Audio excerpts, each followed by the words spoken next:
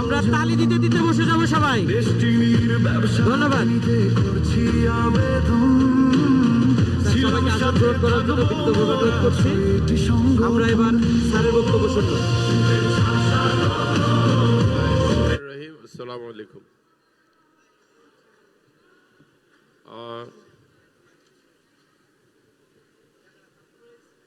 সর্বপ্রথম মহান রব্বুল আলামিনের প্রশংসা করে দীর্ঘ 13 বছর পরে এই অডিটোরিয়ামে আবার দাঁড়িয়েছি। এটা একসময় আমি ভাবতাম আশা হবে, কখন সেটা জানতাম না। তাই আপনাদের সবাইকে আজকে 13 বছর পরে এখানে আসছেন, যাদের যাদের বয়স 12 বছর বেড়ে গেছে, তখন তাদের অনেকেই ছিলেন যুবক যুবতী, এখন তারা প্রৌঢ় মাঝবয়সী আসছেন। কিন্তু আপনাদের ভিতরে চেতনা, উদ্দীপনা এবং প্রাণের স্পন্দন এখনো যুবক যুবতীর মতো আছে, বোঝা যায়। আজকে আমাদের এখানে আমাদের কিছু সম্মানিত অতিথি আছে যারা প্রথমবার আপনাদের সহ আমাকে দেখছেন, তাদেরকেও এখানে আসার জন্য ধন্যবাদ এবং অভিনন্দন। আজকে যে অনুষ্ঠানটা করেছেন, এখানে আমাকে প্রস্তাব দেওয়া হয়েছিল যে আমার কারাগারে যাওয়া, সেটার অনুভূতি এবং অনেক কিছুই বলা, ডেস্টিনির ভবিষ্যৎ পরিকল্পনা, এগুলো বলতে গেলে কিন্তু 1-2 ঘন্টা 1-2 দিনেও হবে না। কারাগারের কাহিনী, কারাপূর্ব কাহিনী বলতে গেলে 52টা এপিসোড করা লাগবে, নাটকের মতো সিরিয়াল করতে হবে, বেশিও লাগতে পারে। তো ইচ্ছা আছে।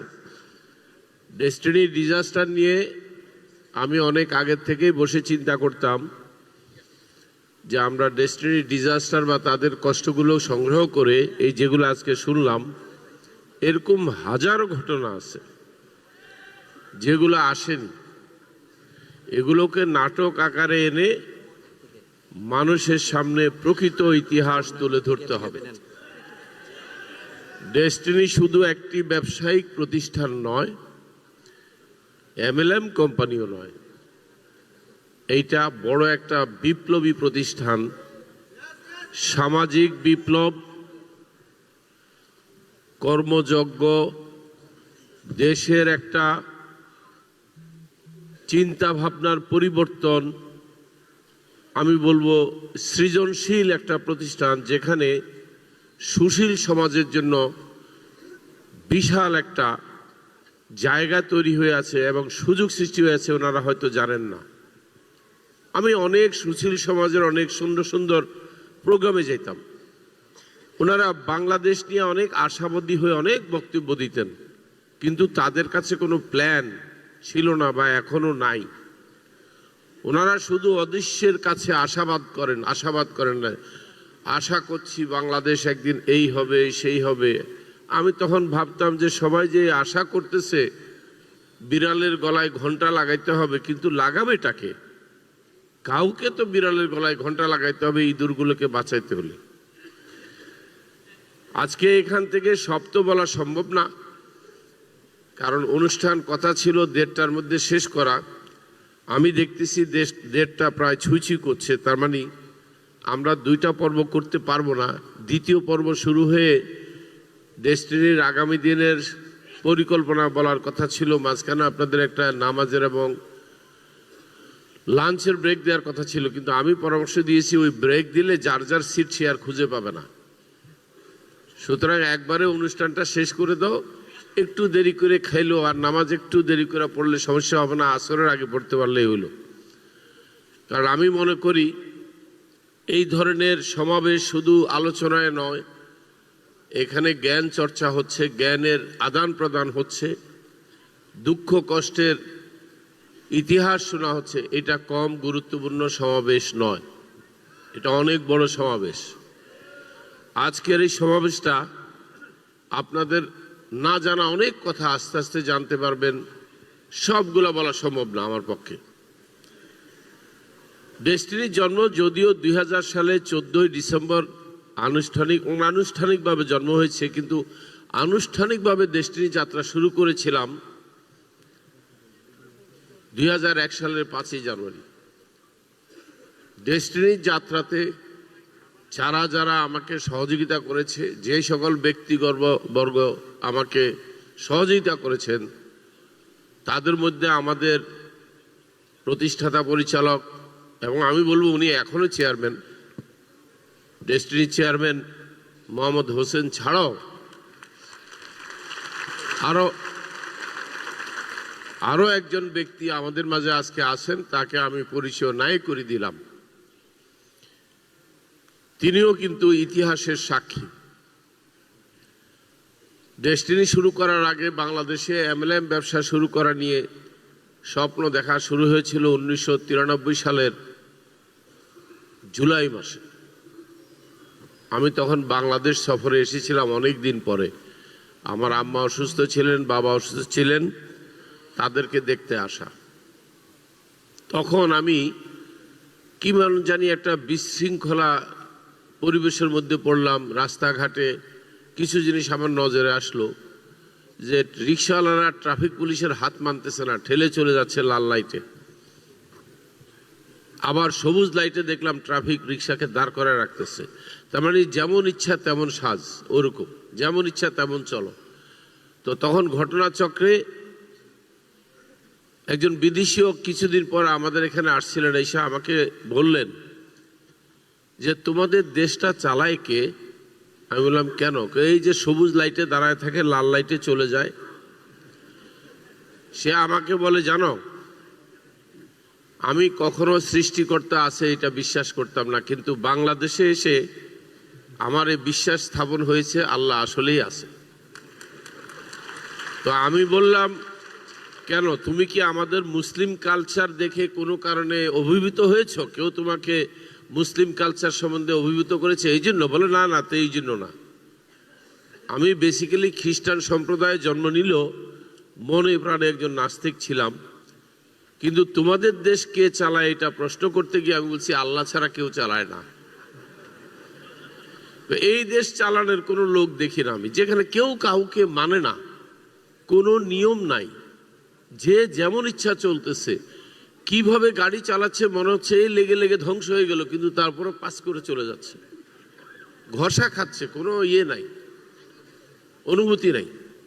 এই দেশটা আল্লাহ না চালাইলে কে চালাচ্ছে? তাই বিশ্বাস করা শুরু করেছি আল্লাহ আছে। তো আমি তাকে জিজ্ঞাসা করলাম, তুমি কি আমার সাথে ঠাট্টা করলা? বলে না, ঠাট্টা না, মনে প্রাণে বিশ্বাস করি আমি যে সৃষ্টিকর্তা একজন আছে, নাহলে এই দেশ চালাচ্ছে কে?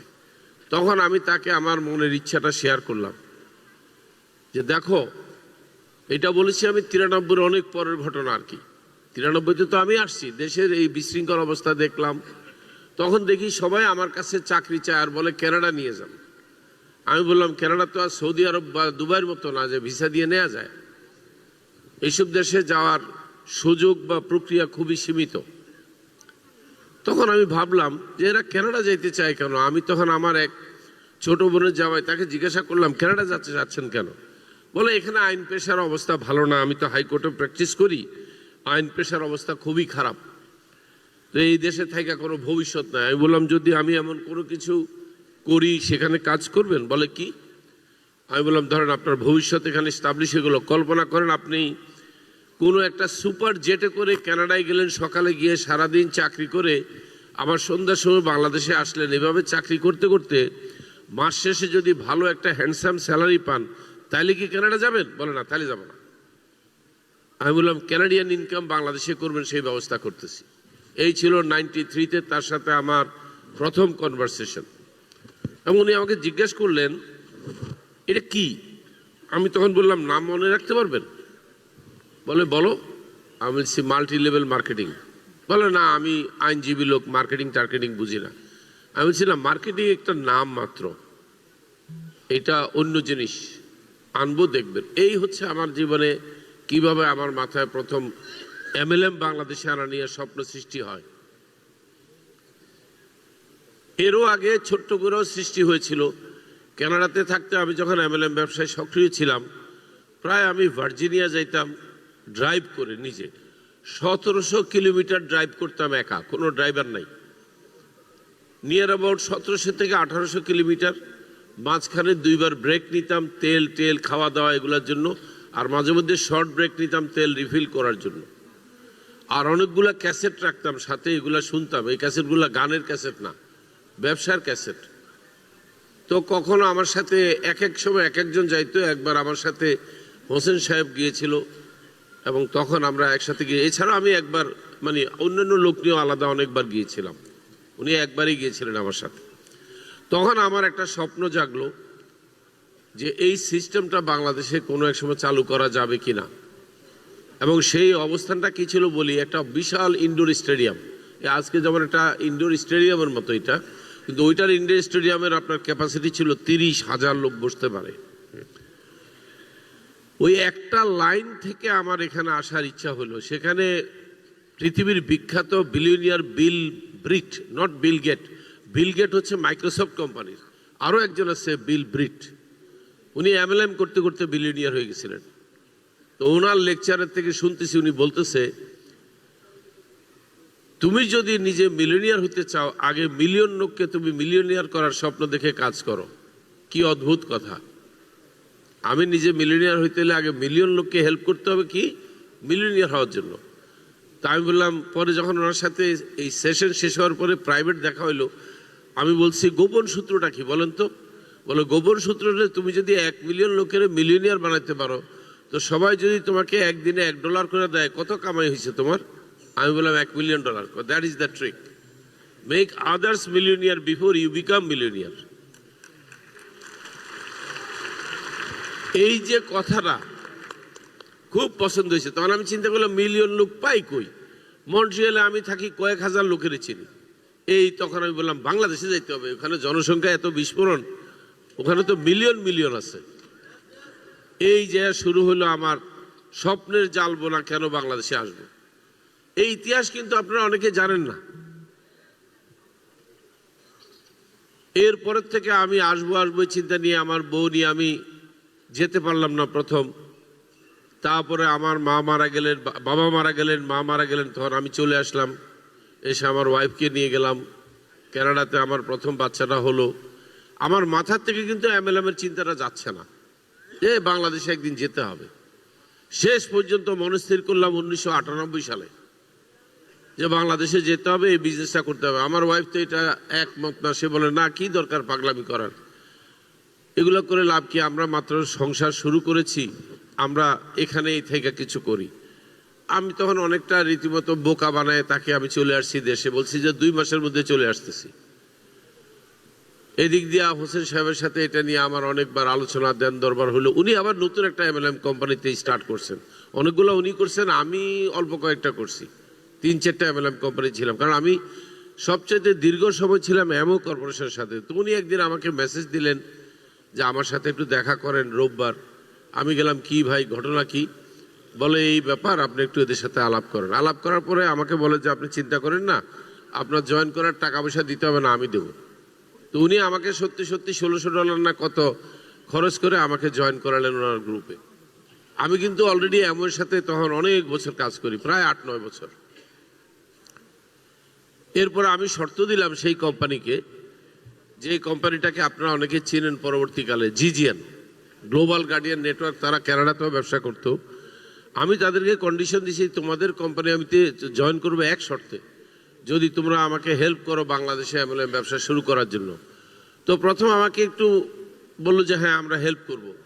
পরে বসে আমাকে ওই কোম্পানির কর্ণধার আমাকে বললেন যে তুমি যদি আগামী 3 মাসের মধ্যে 100 লোক জয়েন করাইতে পারো, তাহলে আমি বুঝবো তুমি MLM বুঝো এবং আমরা তোমাকে হেল্প করব। এবং হয়েছেও তাই। তারপরের দিন থেকে আমি ডেইলি ওখানে সেমিনার করি। সেমিনারে কয়জন লোক থাকে? কখনো 1 জন, কখনো 2 জন। এই হলো সেমিনার। খুব সর্বোচ্চ 5 জন আসছে, এরকম ঘটনা খুব কম ছিল। এইভাবে করতে করতে 300-র উপরে লোক জয়েন করার পরে আমি ভদ্রলোকে ধরলাম যে এইবার বাংলাদেশে যেতে হবে তোমার। বলো ওইটা তো আমরা কথার কথা বলছি, বাংলাদেশে এসব ব্যবসা হবে না, কারণ বাংলাদেশে টেকনোলজির অভাব আছে, মানুষের শিক্ষা দীক্ষা কম, আর স্পিরিটও কম। MLM একটা স্পিরিচুয়াল ব্যবসা। আমি বললাম তুমি চিন্তা করো না, আমি এটা শুরু করব। বলো তোমার কাজ কি? আমি বললাম আমি মানুষকে বুঝাবো আর ট্রেনিং দেবো, আর তোমরা এসে অ্যাডমিনিস্ট্রেশন চালাবা। যাই হোক, লং স্টোরি শর্ট করে দিই, কারণ না হলে আমাদের অনেক কথা আছে আজকে। আমরা আসলাম। আমি আসলাম প্রথম 98 সালের 25শে ডিসেম্বর। ব্যবসা শুরু হলো জিজিএনের ব্যবসা 99 সালের 19শে ফেব্রুয়ারি। আর প্রথম সেমিনার করলাম ফেব্রুয়ারি মাসের খুব সম্ভবত 25-26 তারিখে সাধারণ বিমার উপরের তলায়। সেখানে বেশি না 20-25 জন লোক আসছে সেমিনার দেখতে, এবং সেমিনার দেখে যারা কয়েকজন গ্রাহক জয়েন করছে তাদের অধিকাংশ কিন্তু পরবর্তীকালে আমার সাথে ডেস্টিনিতে কিন্তু ডাইরেক্টর হয়েছে। তখন তারা ছিল ভিজিটর, জাস্ট দেখছে, তারা বোকা হয়ে গেছে, বলে কি বলে এই লোকটা। তখন মার্কেটিং প্ল্যান দেখাছিলাম উইকলি 42,000 টাকা আয় করা যায়, এটা হজম করতে পারতেছে না অনেকে।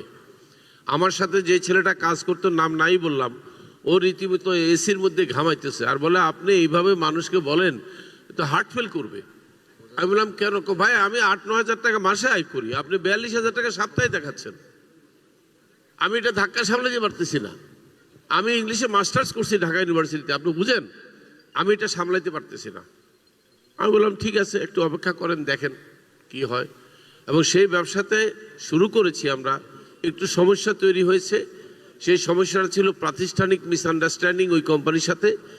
পরে আমি আর হোসেন সাহেব ওই কোম্পানি থেকে বেরিয়ে গেলাম।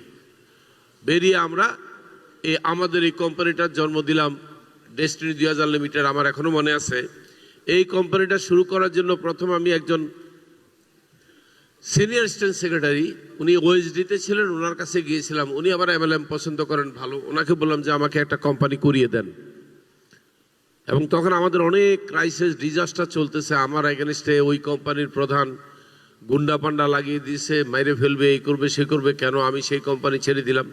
যাই হোক, আমি সেখানে ঘোষণা দিয়ে আসছি, যারা যারা তোমরা আমার সাথে নতুন কোম্পানিতে আসবা তাদের সবাইকে বিনামূল্যে কোনো পণ্য ক্রয় করা লাগবে না, ফ্রি জয়েন করা দেবো এই কোম্পানিতে। এখন কোম্পানির নাম নিয়ে বসছি আমরা। যখন কোম্পানির নাম নিয়ে বসছি, এক একজন এক এক নাম দিচ্ছে। তো সেখানে আমি তখন প্রস্তাব দিলাম যে কোম্পানির নাম হবে ডেস্টিনি 2000। বলে কেন? আমি বললাম যে ডেস্টিনি হচ্ছে ভাগ্য, নিয়তি, আর 2000 সাল এখন, তখন 2000 সাল চলতেছিল। উনি বলে যে ওই ভদ্রলোক, উনি এডিসিও ছিলেন জয়পুরহাটে, উনি বলে যে 2000 কি আমার নাম হয় নাকি? আমি বলছি মানুষ মনে রাখবে যে 2000 কেন দেয়া হয়েছে, বলবে ডেস্টিনির নাম 2020, 22, 25 না কেন, হঠাৎ করে 2000 কেন? তখন মানুষ মনে রাখবে যে ডেস্টিনি হচ্ছে 2000 সালে প্রতিষ্ঠিত হয়েছে। উনি বলে এটার পক্ষে আপনি আর কোনো যুক্তি দিতে পারবেন? আমি বলছি হ্যাঁ, ভালো যুক্তি দিতে পারবো, একটা ইসলামিক যুক্তি দেবো আমি। বলে বলেন আপনি। আমি বলছি দেখেন না, অনেক সময় বিদেশে কেউ মদিনা শরীফের থেকে লেখাপড়া করে আসলে নামের শেষে মাদানি লাগায়। আপনি দেখেন নাই যে বসরা নগরীতে হজরত রাবেয়া বসরি জন্ম নেওয়ার পরে ওনার নামের শেষে রাবেয়া বসরি, এরপরে হাসান বসরি, এরকম হইতেই পারে। তাই 2000 এরকম একটা লাস্ট নেম, ফ্যামিলি নেম, আর ডেস্টিনি হলো ফার্স্ট নেম। মানে আমি একরকম জিদ করে, অনেকে রাজি হচ্ছিল না, আমি একরকম জিদ করে বললাম না, নাম এটাই হবে, এটা দিতে হবে। দেওয়ার পরে সবচেয়ে বেশি হেল্প করেছেন যে লোকটা, উনি একজন রিটায়ার্ড মেজর। উনি আমাকে বললেন যে আপনার সফটওয়্যার রেডি আছে? আমি বললাম না, নাই। বলে আপনি কি সফটওয়্যার কিনবেন না তৈরি করবেন? আমি বললাম কেনা যায় না, এগুলো পাওয়া যায় না। আমি জানতামও না এগুলো পাওয়া যায়। আমি বলছি তৈরি করতে হবে। বলে তাহলে ঠিক আছে, আমি আপনাকে 3-4টা জুয়েল ছেলে দেবো যারা বুয়েটে স্ট্যান্ড করেছে, কম্পিউটার সায়েন্সে ফার্স্ট ক্লাস ফার্স্ট পেয়েছে, এরকম এনে দেবো। ওরা আপনাকে শুনে শুনে আপনাকে সফটওয়্যার বানিয়ে দেবে। যে কথা সেই কাজ।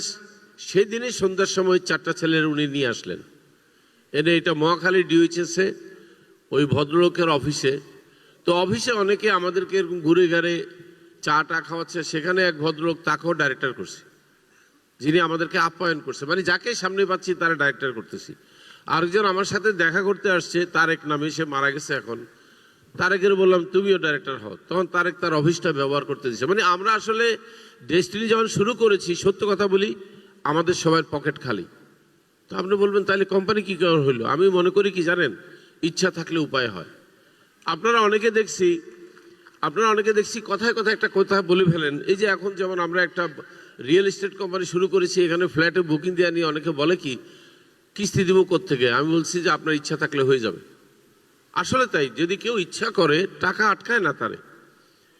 যাই হোক, আমি প্রথম জোগাড় করতে পেরেছি মাত্র 15,000 টাকা। এই 15,000 টাকা দিয়ে ডেস্টিনি যাত্রা শুরু। এরপরে আমি অন্যান্য পরিচালকদেরকে অফার দিলাম যে 1 লাখ টাকা করে দেন, আমরা একটা কোম্পানি করব, 12 জনে মিলে বইতে 12,000 শেয়ারে 12 লাখ টাকা শেয়ার। টাকা সব উঠে নাই, কারণ আমরা সবাই, আমি দিতে পারি নাই, আরো অনেকে দিতে পারে নাই। আমরা 7,65,000 টাকা দিয়ে শুরু করেছিলাম ডেস্টিনি যাত্রা। জানি না কোন দিকে যাব, কিন্তু প্রচন্ড একটা বিশ্বাস, আত্মবিশ্বাস আর পরিকল্পনা ছিল। ওই যে বলেছি, জানেন যেই কৌশল আপনাদেরকে আমি শিখাইতাম, একই কৌশল আমি কিন্তু আমার ক্ষেত্রে ব্যবহার করেছি। বলি কৌশলগুলো কি ছিল? 5টা স্টেপ। কোনো কিছু করার জন্য 5টা স্টেপ। প্রথম স্টেপ হচ্ছে you have to believe in you, you can do it. দ্বিতীয় স্টেপ ছিল you have to have a dream, আপনার স্বপ্ন থাকতে হবে। আর থার্ড ছিল you have to have a plan. আমার এখানেও কিন্তু তিনটাই অ্যাপ্লাই করেছি। বিশ্বাস ছিল, স্বপ্ন দেখতাম, প্ল্যানও করেছি। এবং এই সফটওয়্যার তৈরি করার আগে ওই 4 জন সফটওয়্যার ইঞ্জিনিয়ারকে আমি মার্কেটিং প্ল্যানটা একবার না কয়েকবার দেখাইছি। দেখানোর পরে তারা বলছে এটা আমরা তৈরি করে দেবো, আপনাকে 3 সপ্তাহ লাগবে। আমি একটু অবাক হয়েছি, 3 সপ্তাহ এত বড় একটা সফটওয়্যার তৈরি করবে? আচ্ছা করো। তো জিজ্ঞেস করলাম কত লাগবে? বলে 20-25 হাজার টাকা দিয়ে শুরুতে, আর পরে কত লাগবে জানি না। টাকার কথা শুনেও অবাক হয়ে গেলাম, 20-25 হাজার টাকা সফটওয়্যার। আচ্ছা করুক, দেখা যাক না। আসলে তারা তৈরি করেছিল কিন্তু অসম্পূর্ণ, যেটা দিয়ে কাজ করার মতো না। পরে আরো পয়সা খরচ করে এটাকে সম্পূর্ণ করা হয়েছে। এই ডেস্টিনি যখন শুরু করি, এই শুরুর দিকে কয়েকজন পরিচালক হঠাৎ করে বলল কি যে টাকা ফেরত দেন, আমি এই কোম্পানি করবো না, কারণ কোনো কিছু দেখতেছে না আসলে। তখন তাদেরকে একটা স্বপ্ন দেখাইছিলাম। ওই যে আমার কাজ হচ্ছে বললাম না, বিশ্বাস করা, স্বপ্ন দেখানো, এরপরে পরিকল্পনা। একটা বোর্ড মিটিং করেছিলাম, আমার মনে হয় সেটা 2য় বা 3য় বোর্ড মিটিং হবে, প্রথমটা আমি ঠিকমতো মনে নাই।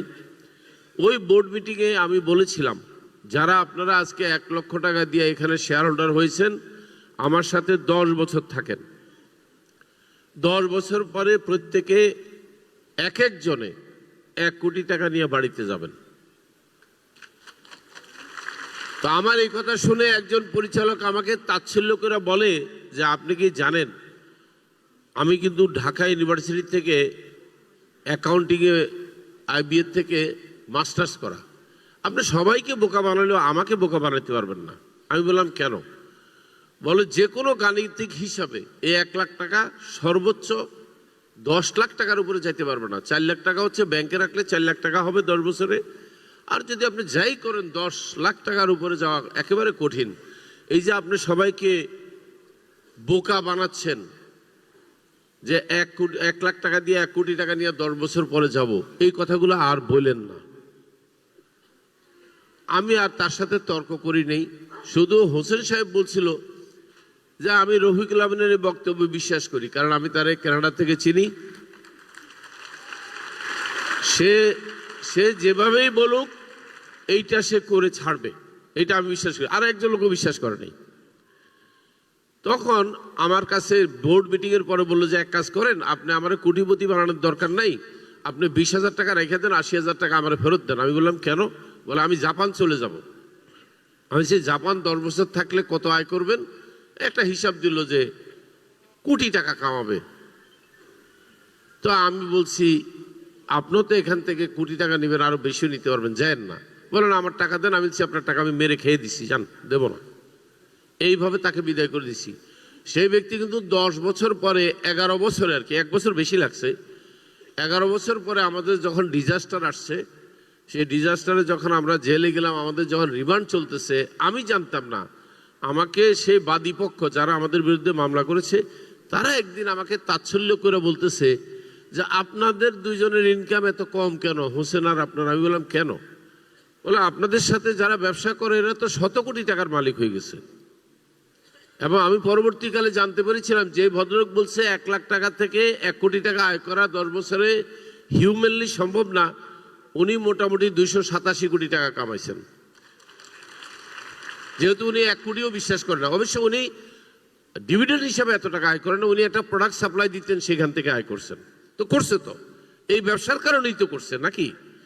আচ্ছা, এখন এই কথাটা কেন বললাম জানেন? এই ইতিহাসগুলো আপনারা জানেন না, এগুলো জানা থাকা আপনাদের দরকার। ডেস্টিনিতে আমরা একজন আইটির লোক নেই, পয়সা লাগবে তাই। আমি নিজে ডাটা এন্ট্রি দিতাম ওই তারেকের অফিসে। সারা রাত ধরে ডাটা এন্ট্রি দিতাম ফজর পর্যন্ত। ফজরের আজান দিলে আমি ওই টেবিলের নিচে কার্পেটের মধ্যে ঘুমাইতাম, কোনো বালিশ নাই, কিচ্ছু নাই। আর আমাকে পাহারা দিতে একজন ডায়মন্ড এক্সিকিউটিভ, সে এখন কানাডা আমেরিকা আছে। এরকম অনেকেই সাক্ষী যে আমি ডাটা এন্ট্রি 26,000 ডাটা এন্ট্রি দিয়েছিলাম আমি একা। কারণ কি জানেন, এই 26,000 লোক কিন্তু এই 26,000 লোক এরা ওই যে জিজিআর নামক কোম্পানি থেকে পুনর্বাসিত হয়েছে আমার এখানে। যেহেতু তাদেরকে বলছি তোমরা প্রোডাক্ট কিনতে হবে না, তোমাদের কোনো টাকা দিতে হবে না, কোনো বিনিয়োগকারী হইতে হবে না, খালি তোমরা এখানে আসো। এবং এটার নাম দিচ্ছি আমরা ফ্রি লাউঞ্জ। আর এদের আইডি যখন তৈরি করেছি আমি একটা কায়দা করেছি, চালাকি করেছি এদেরকে চিহ্নিত করার জন্য। এদের প্রত্যেকের আইডি শুরুতে শুরু হয়েছে অ্যালফাবেট এ দিয়া, ইংরেজি অ্যালফাবেট এ। আর যারা পরবর্তীকালে ডেস্টিনিতে পয়সা খরচ করে, কেউ 2700, কেউ 2250 টাকা, এক একজন এক এক দামে, কেউ 5000 টাকা বিভিন্ন আঙ্গিকে জয়েন করছে, এদের নামের আগে আছে ডি আর সি। এই ডি আর সি দেখলে বুঝবেন এরা ডেস্টিনির জন্মের পরে ডিস্ট্রিবিউটর, আর এ দেখলে বুঝবেন এরা সব ডেস্টিনির আগের ডিস্ট্রিবিউটর। ওই কোম্পানি থেকে তারা রোহিঙ্গার মতো এখানে শরণার্থী। এই শরণার্থী ডিস্ট্রিবিউটররা এখন হয়ে গেছে বিনিয়োগকারী। তারা এখন গলাবাজি করে আমাদের বিনিয়োগ ফেরত দেওয়া হোক। যখনই এরা গলাবাজি করবে জিজ্ঞাসা করুন, ভাই আপনার আইডি নাম্বারটা একটু বলেন। যখন দেখবেন আইডি নাম্বারের শুরুতে লেখা আছে এ, বুঝবেন ইনি কিন্তু শরণার্থী। এরকম শরণার্থী আমিও, হোসেন সাহেব আমরাও শরণার্থী, ওখান থেকে আসছি। আমিও কিন্তু ডেস্টিনিতে কোনো প্রোডাক্ট কিনে জয়েন করি নাই। ওই সব শরণার্থীর জন্য একই আইন। 26,000, এরপরে আরো কয়েক হাজার আসছে, সব মিলে আমরা 30,000 শরণার্থীরা এখানে পুনর্বাসিত করছি।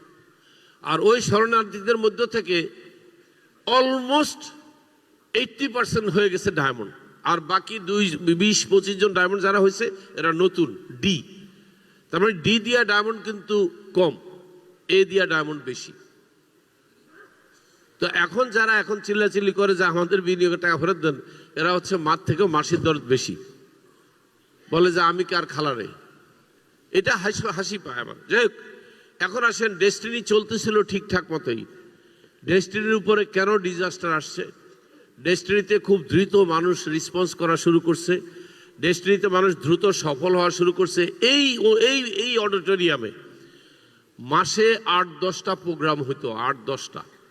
এগুলা দেখে মানুষের মাথা খারাপ হয়ে গেছে যে এটা কি, এরা কারা, এরা কোত্থেকে আসলো। তবে হ্যাঁ, কিছু সুশীল সমাজ আমাদেরকে খুব অ্যাপ্রিসিয়েট করছে। কি বলছে জানেন? এগুলো দেখবেন, এগুলো ইউটিউবে আছে।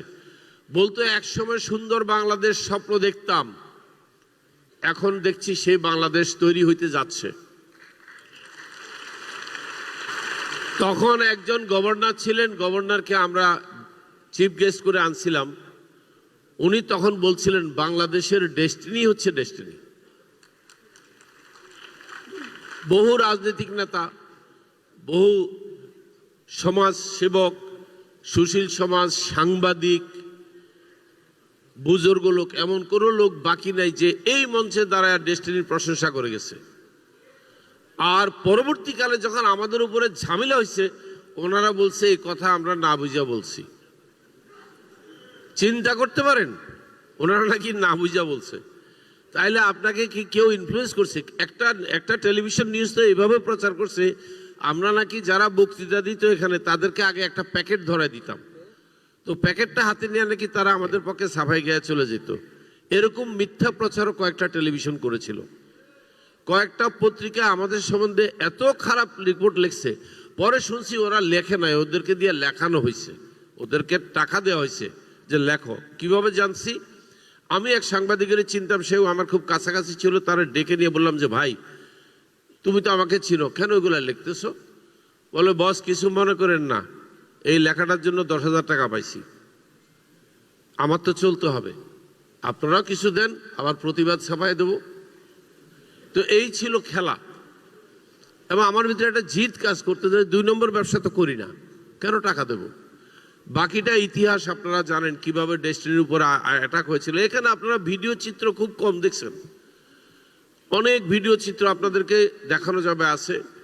ডেস্টিনিতে এরা বলতে ভুলে গেছে, কোনো গৃহবধূ প্রেগনেন্ট অবস্থায় তার গায়ে আগুন লাগাই দিছে শাশুড়ি, দেবর, শ্বশুর সবাই মিলে। একটাই অপরাধ, সে কেন ডেস্টিনিতে বিনিয়োগ করেছে। একটা আগুন লাগাই দিচ্ছে। দেখা যাক, সে আগুন লাগাই দেওয়া গৃহবধূর মৃত্যুটাকে বাংলাদেশের প্রথম শ্রেণীর একটি পত্রিকা ছাপাইছে যে ডেস্টিনিতে বিনিয়োগ করে টাকা ফেরত না পেয়ে আত্মহত্যা করছে। বাহ, কি হইল আর কি লেখলো! আমি অবাক হয়ে গেছি যে এরকম ফার্স্ট গ্রেডের একটা পত্রিকা এইভাবে নিউজ করে। কোথায় মেয়েটাকে মেরে ফেলছে একদম, এবং যে মেয়েটাকে মেরেছে তার বান্ধবী এসে আমার কাছে জেলখানায় কেঁদে কেঁদে বলছে যে স্যার, আমার বান্ধবীরে মেরে ফেলছে। আমি জিজ্ঞাসা করেছি ঘটনা কি ছিল। বলে ওনার হাজব্যান্ড সৌদি আরব থাকে, টাকা পাঠাইছে, সৌদি আরব থেকে হাজব্যান্ডের সাথে পরামর্শ করে সে টাকা এখানে ইনভেস্ট করছে, কয়েকবার লাভও পাইছে, মুনাফাও পাইছে, সে একটা ভালো অবস্থানে গেছে, ইনকামও শুরু হয়েছে। আপনি জেলে আসাতে ইনকাম বন্ধ, তাই শ্বশুর শাশুড়ি সবাই মিলে তারা চাপ দিছে টাকা দাও। সে বলছে আমি কোত্থেকে এনে দেবো। এরপর একদিন ধরে তার গায়ে কেরোসিন তেল ঢেলে দিয়ে মেরে ফেলছে তাকে, এবং শি ওয়াজ প্রেগনেন্ট, তার বাচ্চা ছিল। স্বামী কোনোদিন জানতে পারেনি, কিন্তু আজকে হয়তো আমার কথাটা শুনলে সে স্বামী মনে করতে পারবে যে এটা তো আমার বউর আত্মহত্যার কাহিনী উনি বলতেছে। তার বউ আত্মহত্যা করেনি, তাকে মেরে ফেলছে। এরকম হাজারো ঘটনা আছে। গাছের সাথে বেঁধে রেখে পিঠে তার থেকে সম্পত্তি লিখে নিছে, বাড়ির থেকে বের করে দিছে। কেন ডেস্টিনি করছে? এই জন্য বাবা ভাই বোন সবাই মিলে তাকে ত্যায্য করেছে, সম্পত্তি থেকে তাকে ইয়ে করেছে। আমি চেষ্টা করি যখন যার কথা জানি, আমি তখন তাদের পাশে সামান্য একটু তোফার মতো, সদগার মতো কিছু টাকা নিয়ে দাঁড়ানোর চেষ্টা করেছি এবং এখনো করছি। এখনো বহু লোকের, আমি নাম বলবো কেন, তাদেরকে গোপনে তাদেরকে দেই। আমার ইনকাম কখনো বাসা পর্যন্ত যায়নি, সদগার মধ্যে শেষ হয়ে গেছে। কারণ আমি জানি যে এদের কাছে আমার দায় আছে। দায় দুরকম হয়, একটা হক্কলেবাদ, আর একটা হলো জাগতিক যেই আপনার ঋণ করে মানুষের, তাই। কিন্তু আমার ওদের কাছে হক্কলেবাদের দায় বেশি, কারণ আমি কারো কাছ থেকে ওইভাবে অত ঋণও করি নাই খুব একটা। যাই হোক, আজকে যারা এখানে তাদের অনুভূতির কথা বলে গেল, যে কয়েকটি সংগঠন, প্রায় 6টি সংগঠন, আমি তাদের উদ্দেশ্যে বলবো, তাদেরকে নিয়ে আমি শুধু তাদের সংগঠন নিয়ে আলাদা একটা বড় প্রোগ্রাম করব, যেখানে তাদেরকে যথেষ্ট মূল্যায়ন করা হবে। তাদেরকে একটা স্পেশাল আইডি দেয়া হবে, মানুষ যেন চিনতে পারে এরা তারা। এদের জন্ম কিভাবে হয়েছিল আপনারা অনেকে হয়তো জানেন না। আমরা যখন সারেন্ডার করে জেলে ঢুকলাম, তখন তো প্রথম 3 মাস আমরা জানি না আমরা কোথায় আছি। পরে জানতে পারছি আমাদেরকে ফাঁসির সেলে রাখা হয়েছে। আপনি বুঝতে পারেন এটা জানলাম কিভাবে? আমাদের পাশে ফাঁসির আসামি একজন আছে, বলে যে আপনাদেরকে এখানে রাখছে কেন? লাল ঘরে, ওই ঘরটার নাম লাল ঘর। আমি জিজ্ঞাসা করছি কেন, সমস্যা কি?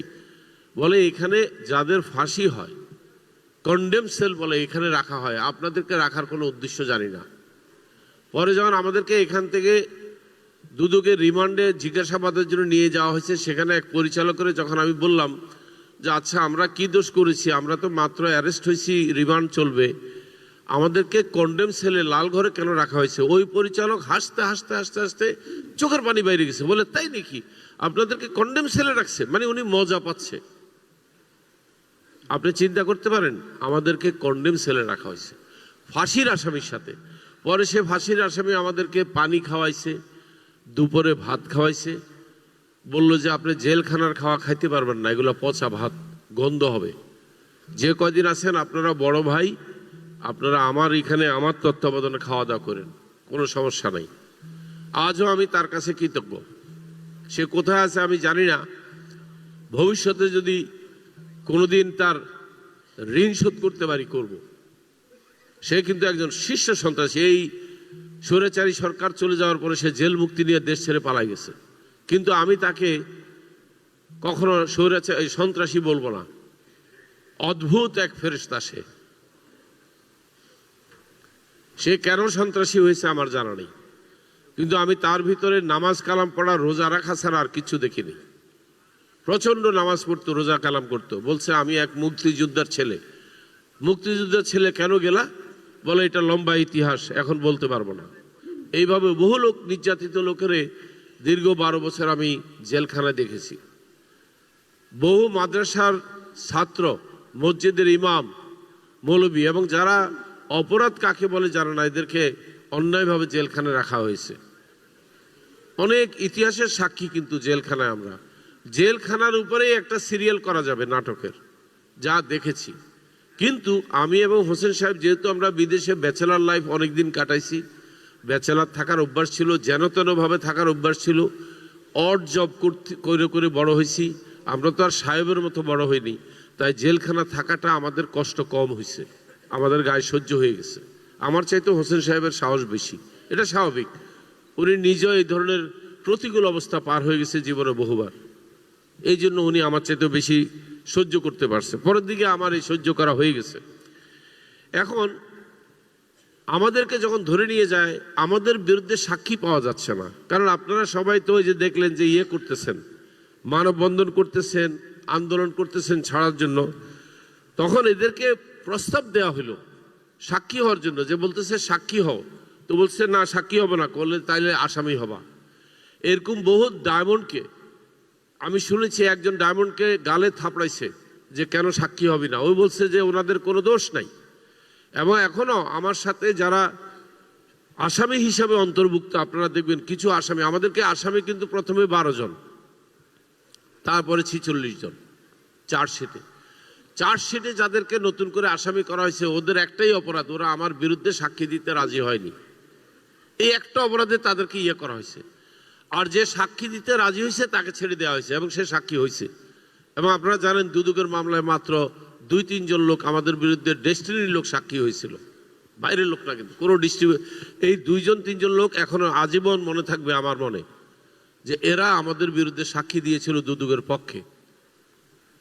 আমি সব মনে রেখেছি এগুলো। তো যারা সাক্ষী দেয় নাই তাদের প্রতি আমাদের শ্রদ্ধা। তাদের অনেকে এখন আমেরিকা আছে, অনেকে বাংলাদেশে পালিয়ে বেড়াচ্ছে, আর 2-1 জন জেলেও আছে। একজন বোধহয় এখনো জেলে আছে। সেই ব্যক্তিটি মুক্তি পাক, আমি তার জন্য চেষ্টা করব। কারণ আমরা সবাই যেহেতু বাইরে আছি, ও একজন লোক জেলে থাকবে কেন, তাই না? আর সে তেমনও কত 20, 25, 26 নম্বর আসামি মনে হয়, কিন্তু তাকে জেলে আটকে রাখা হয়েছে। এখন তো স্বৈরাচারী সরকার নাই, সে কেন জেলে আছে আমি জানি না। মামলাই তো মিথ্যা বানানো। প্রতিষ্ঠানগুলোর বিরুদ্ধে কিন্তু দুদক মামলা করেনি, 2 কারণে করেনি আমার ধারণা। একটা হচ্ছে প্রতিষ্ঠান যে একটা ব্যক্তি, তার বিরুদ্ধে মামলা করা যায় এটা তারা জানতো না, এটা হলো একটা ব্যাখ্যা। আরেকটা ব্যাখ্যা হচ্ছে, এটা আমার ব্যাখ্যা, এই ব্যাখ্যার সাথে আপনার একমত হওয়ার দরকার নাই। আরেকটা ব্যাখ্যা হচ্ছে যদি প্রতিষ্ঠানের বিরুদ্ধে মামলা করে, তাহলে প্রতিষ্ঠানে কিন্তু 49 জন শেয়ার হোল্ডার আছে, এদের সবার বিরুদ্ধে মামলা করা লাগে। তাই বেছে বেছে চুজ অ্যান্ড পিক করে শুধু আমাদের কয়েকজনের মামলা। আসলে জানেন মজার ব্যাপার কি, এই মামলায় প্রথম আসামি ছিল একজন ক্রাউন এক্সিকিউটিভ, সে এখন কানাডাতে আছে, তাকে আগে অ্যারেস্ট করছে। সে যখন জামিন পাইছে, জামিন পেয়ে আমার কাছে খবর পাঠাইছে, সে সরাসরি বলে নাই, আরেকজনের মাধ্যমে আমার কাছে খবর পাঠাইছে যে দুদকের টার্গেট এত আসামি না, শুধু আপনাকে, শুধু নাকি আমারটা, আমি নাকি টার্গেট, তারা আমাকে খুঁজে বেড়াচ্ছে। কিন্তু আমার সাথে অনেকটা জোর করে স্বপ্রণোদিত হয়ে হোসেন সাহেব সারেন্ডার করছে। আমার জানা নাই উনি সারেন্ডার না করলে ওনাকে অ্যারেস্ট করতে কিনা আমার ধারণা নাই, তবে আমাকে টার্গেট করছে বেশি। কারণ স্বাভাবিক, এই যে ওয়াজ মাহফিল করে, গণজমায়েত করে, মানুষকে উদ্বুদ্ধ করে তো ডাকতেছি এই ওষুধ বিক্রেতা, আমার নাম দিছে ওষুধ বিক্রেতা, আমি নাকি ক্যানভাস করে বাজারে যে ওষুধ বেশি ওইভাবে নাকি ওষুধ বেশি, মানে যা তা বলছে আমাকে। ওনাকেও টর্চার করেছে, ওনাকে যে টর্চার করেছে আমি প্রকাশ্যে বলবো না, উনি যদি ইচ্ছা থাকে ওনার উনি বলবে। শারীরিক নির্যাতন করা হয়েছে ওনাকে প্রচন্ডভাবে, হকি স্টিক দিয়ে পিটাইতে পিটাইতে হকি স্টিক ভেঙে ফেলছে। আপনারা কি মনে করেন দুদক এই কাজগুলো করা ঠিক হয়েছে? হয়নি। এটা তো ডিবি করে আমি শুনছি, আর র্যাবে করে, কিন্তু কোনো দুর্নীতি দমন কমিশন এরকম কাজ করে এটা ইতিহাসে বিরল। এগুলো ইতিহাস, এগুলো আপনাদের জানতে হবে। প্রতিষ্ঠানগুলোর বিরুদ্ধে মামলা না করেও মামলা হয়েছে কিন্তু 31শে জুলাই 2012 সাল, অথচ তারও 2 মাস আগে সমস্ত ব্যাংকগুলোর কোম্পানিগুলোর ব্যাংক হিসাব এবং আমাদের ব্যাংক হিসাব বন্ধ করে দেওয়া হয়েছে মামলা ছাড়া। এবং আমরা এটার বিরুদ্ধে পরে আপিল করেছিলাম, সে আপিল খারিজ হয়ে গেছে। তার মানে মামলা ছাড়াও 2-3 মাস আগে ব্যাংক হিসাব সম্পত্তি জব্দ করা যায়, এটা শিখলাম নতুন করে, আগে জানতাম না। এবং কয়েকটা প্রতিষ্ঠানকে নির্দেশ দিয়েছে বাদীপক্ষ, আরজেসি, এনবিআর। আরজেসি তো বুঝেন জয়েন্ট স্টক, এনবিআর হচ্ছে রাজস্ব বোর্ড, সিটি কর্পোরেশন, এদের সবাইকে নির্দেশ দিয়েছে কোনো কোম্পানির লাইসেন্স যেন রিনিউ না করতে পারে। এমনকি আমাদের যে ওয়েবসাইটগুলো ছিল আমরা সেই ওয়েবসাইটগুলো রিনিউ করতে পারিনি, এমনভাবে আমাদেরকে আটকায় রাখছে। আর ওয়েবসাইটগুলো রিনিউ না হওয়ার কারণে অন্যের দখলে চলে গেছে। তৎকালীন সময়ে চট্টগ্রাম পোর্টে আমদানি করা ৬৭ কোটি টাকার মাল কন্টেনারে অপেক্ষা করতেছিল ছাড়া পাওয়ার জন্য। ৬৭ কোটি টাকা ছিল এলসি ভ্যালু, বিক্রি দাম ছিল প্রায় ১০০ কোটি টাকা। আমি রিকোয়েস্ট করেছিলাম যে এই মালগুলো একটু ছাড়ায় কোনো গুদামে আপনাদের কাস্টডিতে নিয়ে আসেন। বাদীপক্ষ তো এই মাল ছাড়াই নাই, অধিকন্ত কাস্টমসকে নির্দেশ দিছে এই মাল যেন তেন দামে নিলাম দিয়ে দিতে, এবং ৬৭ কোটি টাকার মাল নাম মাত্র কয়েক কোটি টাকায় নিলামে বিক্রি করে দেওয়া হয়েছে। আমাদের লোকসান হয়নি?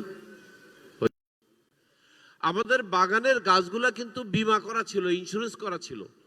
আমরা 3টা ইন্স্যুরেন্স কোম্পানির প্রিমিয়াম দিতাম মাসে 30 লক্ষ টাকা।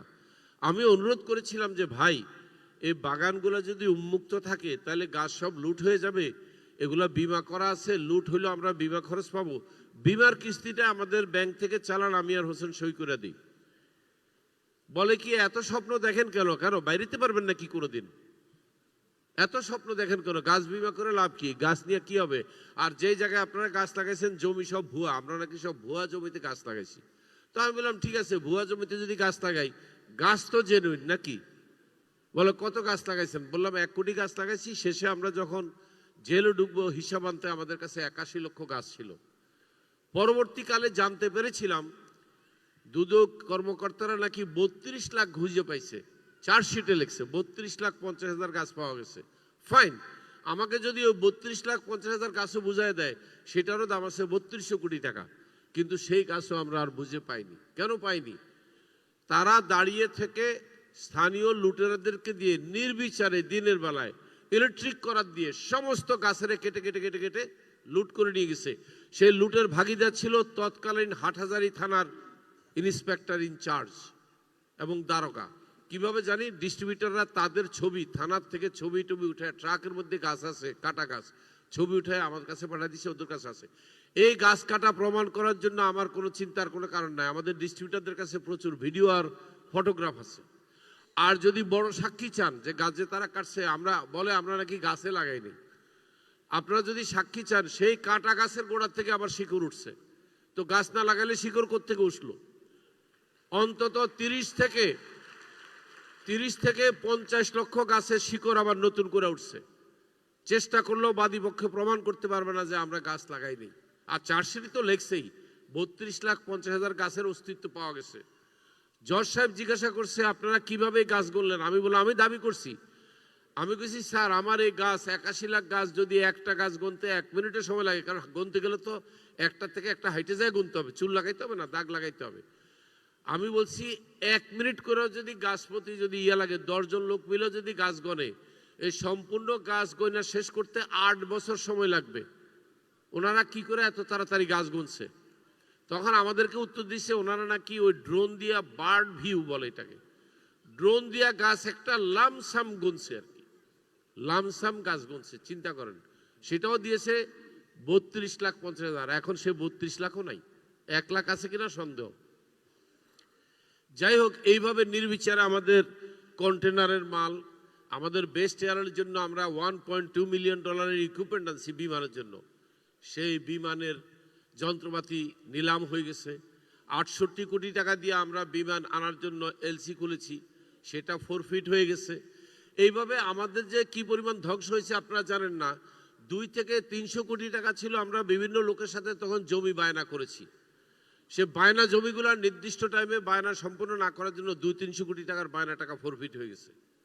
এখানেই শেষ না, কিন্তু আমাকে জেলে রেখে কিছু লোকের দিয়া নকল দলিল বানায়া সেইখানে আমাদের অজ্ঞাতসারে আদালতে শুনানি করে, একতরফা শুনানি করে পুলিশ হেফাজত থেকে জমি ছেড়ে দিয়ে সে জমি আরেকজনের কাছে বিক্রি করে দিছে। আমরা জানি না, কারণ আমরা নিরীহর মতো ভিতরে বসে আছি। যারা আজকে বলে যে আমরা কোনো চেষ্টা করি নাই, তারা তো বাইরে ছিল। এই যে জমিগুলোর দলিল নকল করে যে বিক্রি হয়ে যাচ্ছে, তারা ঠেকাইল না কেন? আজকে তারা ডেস্টিনির মাসি, ডেস্টিনিকে বাঁচাইতে আসছে। আমার কাছে হাসি পায় আসলে এগুলো। আমার বাসায় তখন আমার স্ত্রীকেও কিন্তু দিয়েছিল, কি বলে আসামি দিয়েছিল। আমার স্ত্রীর কোনো দোষ নাই, সে শুধু কোম্পানির একজন শেয়ার হোল্ডার। এখন তাকে কেন দিয়েছে আমি সেটা শুনেছি পরে। তাকে নাকি জেরা করেছে যে আপনি কেন আপনার স্বামীরে আটকান নাই, সে যে এত অপকর্ম করে বেড়াইছে, মানে সে যে আটকায় নেই এটার জন্য তার ফাঁসি দিয়ে বসে, কি বলে তাকে আসামি দিয়ে বসে আছে। এখন সম্ভবত সে বাসা থেকে সরে গেছে। এমন কোনো রাত নাই, মাসে 8-10 বার, শুনেন আপনারা সবাই তো আপনারা আপনাদের কথা বলে গেছেন, এমন কোনো রাত নাই যেদিন আমার বাসায় হামলা না হয়েছে রাত 2টায় 3টা বাজে। দরজা পিটা, লাথি মেরা দরজা খুলে ভিতরে ঢুকে, বাথরুমের দরজা লাথি মেরে খুলে বাথরুমের ভিতরে আমার বউরে খুঁজে বেড়াচ্ছে যে ওখানে পালাইছে কিনা। বাচ্চারা হাউ মাউ করে চিৎকার দিচ্ছে, এত রাত্রে সন্ত্রাসী আসলো না ডাকাত আসলো। আপনারা কি জানতেন? এটা জানতেন না। আমাদের বেস্ট এয়ারের একটা অফিস করেছিলাম নাটোর টাওয়ারে, প্রায় 8-10 কোটি টাকা খরচ করে, 4টা ফ্লোর। এত সুন্দর অফিস বাংলাদেশে কোনো এয়ারলাইন্স করতে পারে নাই।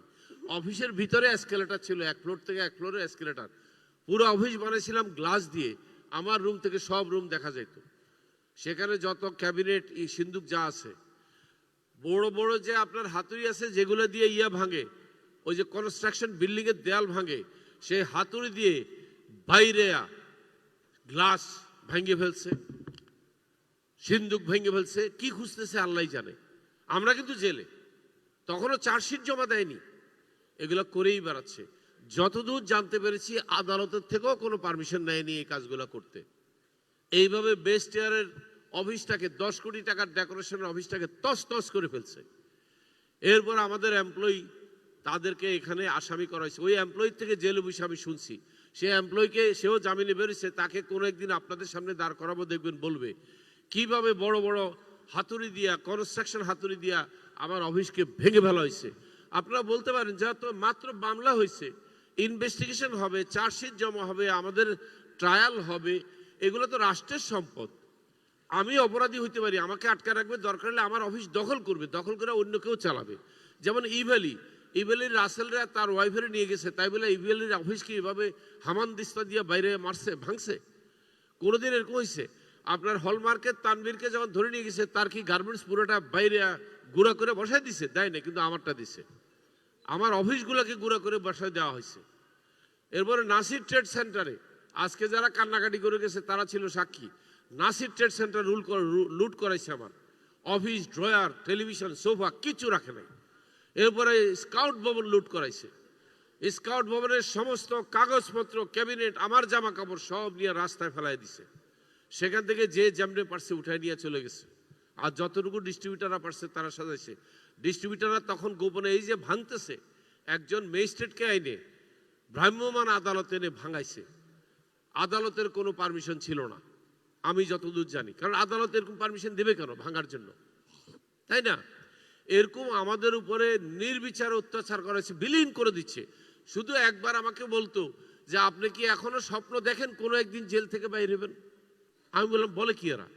তো আমি বলছি আপনারা কি আজীবনে থাকবেন, একদিন রিটায়ার করবেন না? বলে কি করবেন?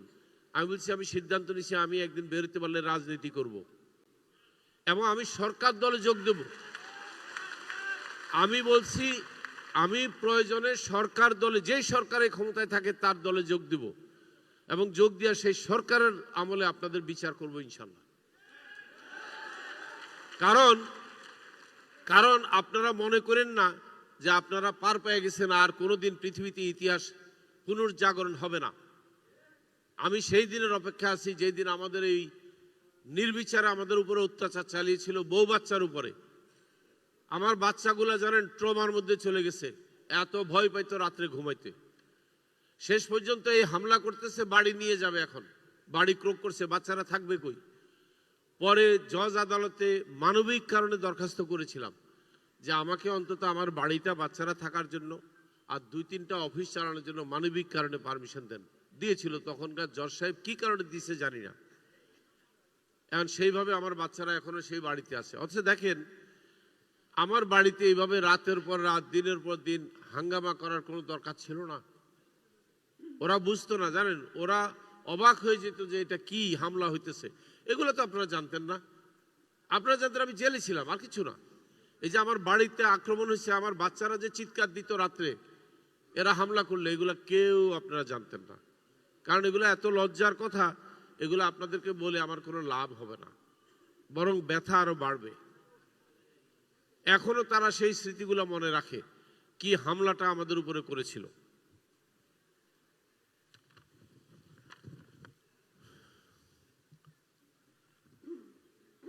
এমন হাজারো না জানা গল্প আছে যেগুলো আপনাদেরকে একসময় শোনাবো। এই ধ্বংসলীলা, লুটতরাজ, মামলা, এগুলাতে সহযোগিতা করেছিল ডেস্টিনির অল্প কয়েকজন লোক, বেশি লোক না কিন্তু 2-3 জন লোক। শুনলে আপনারা অবাক হবেন, মাত্র 2-3 জন লোক তৎকালীন সময়ে তৎকালীন দুদককে সহযোগিতা করেছিল এই অপকর্মগুলো করার জন্য। এবং তাদের নাম বলা দরকার নাই, তারা এখন অনলাইনে সরব আছে, তারা সামনে চলে আসছে। কিভাবে জানেন?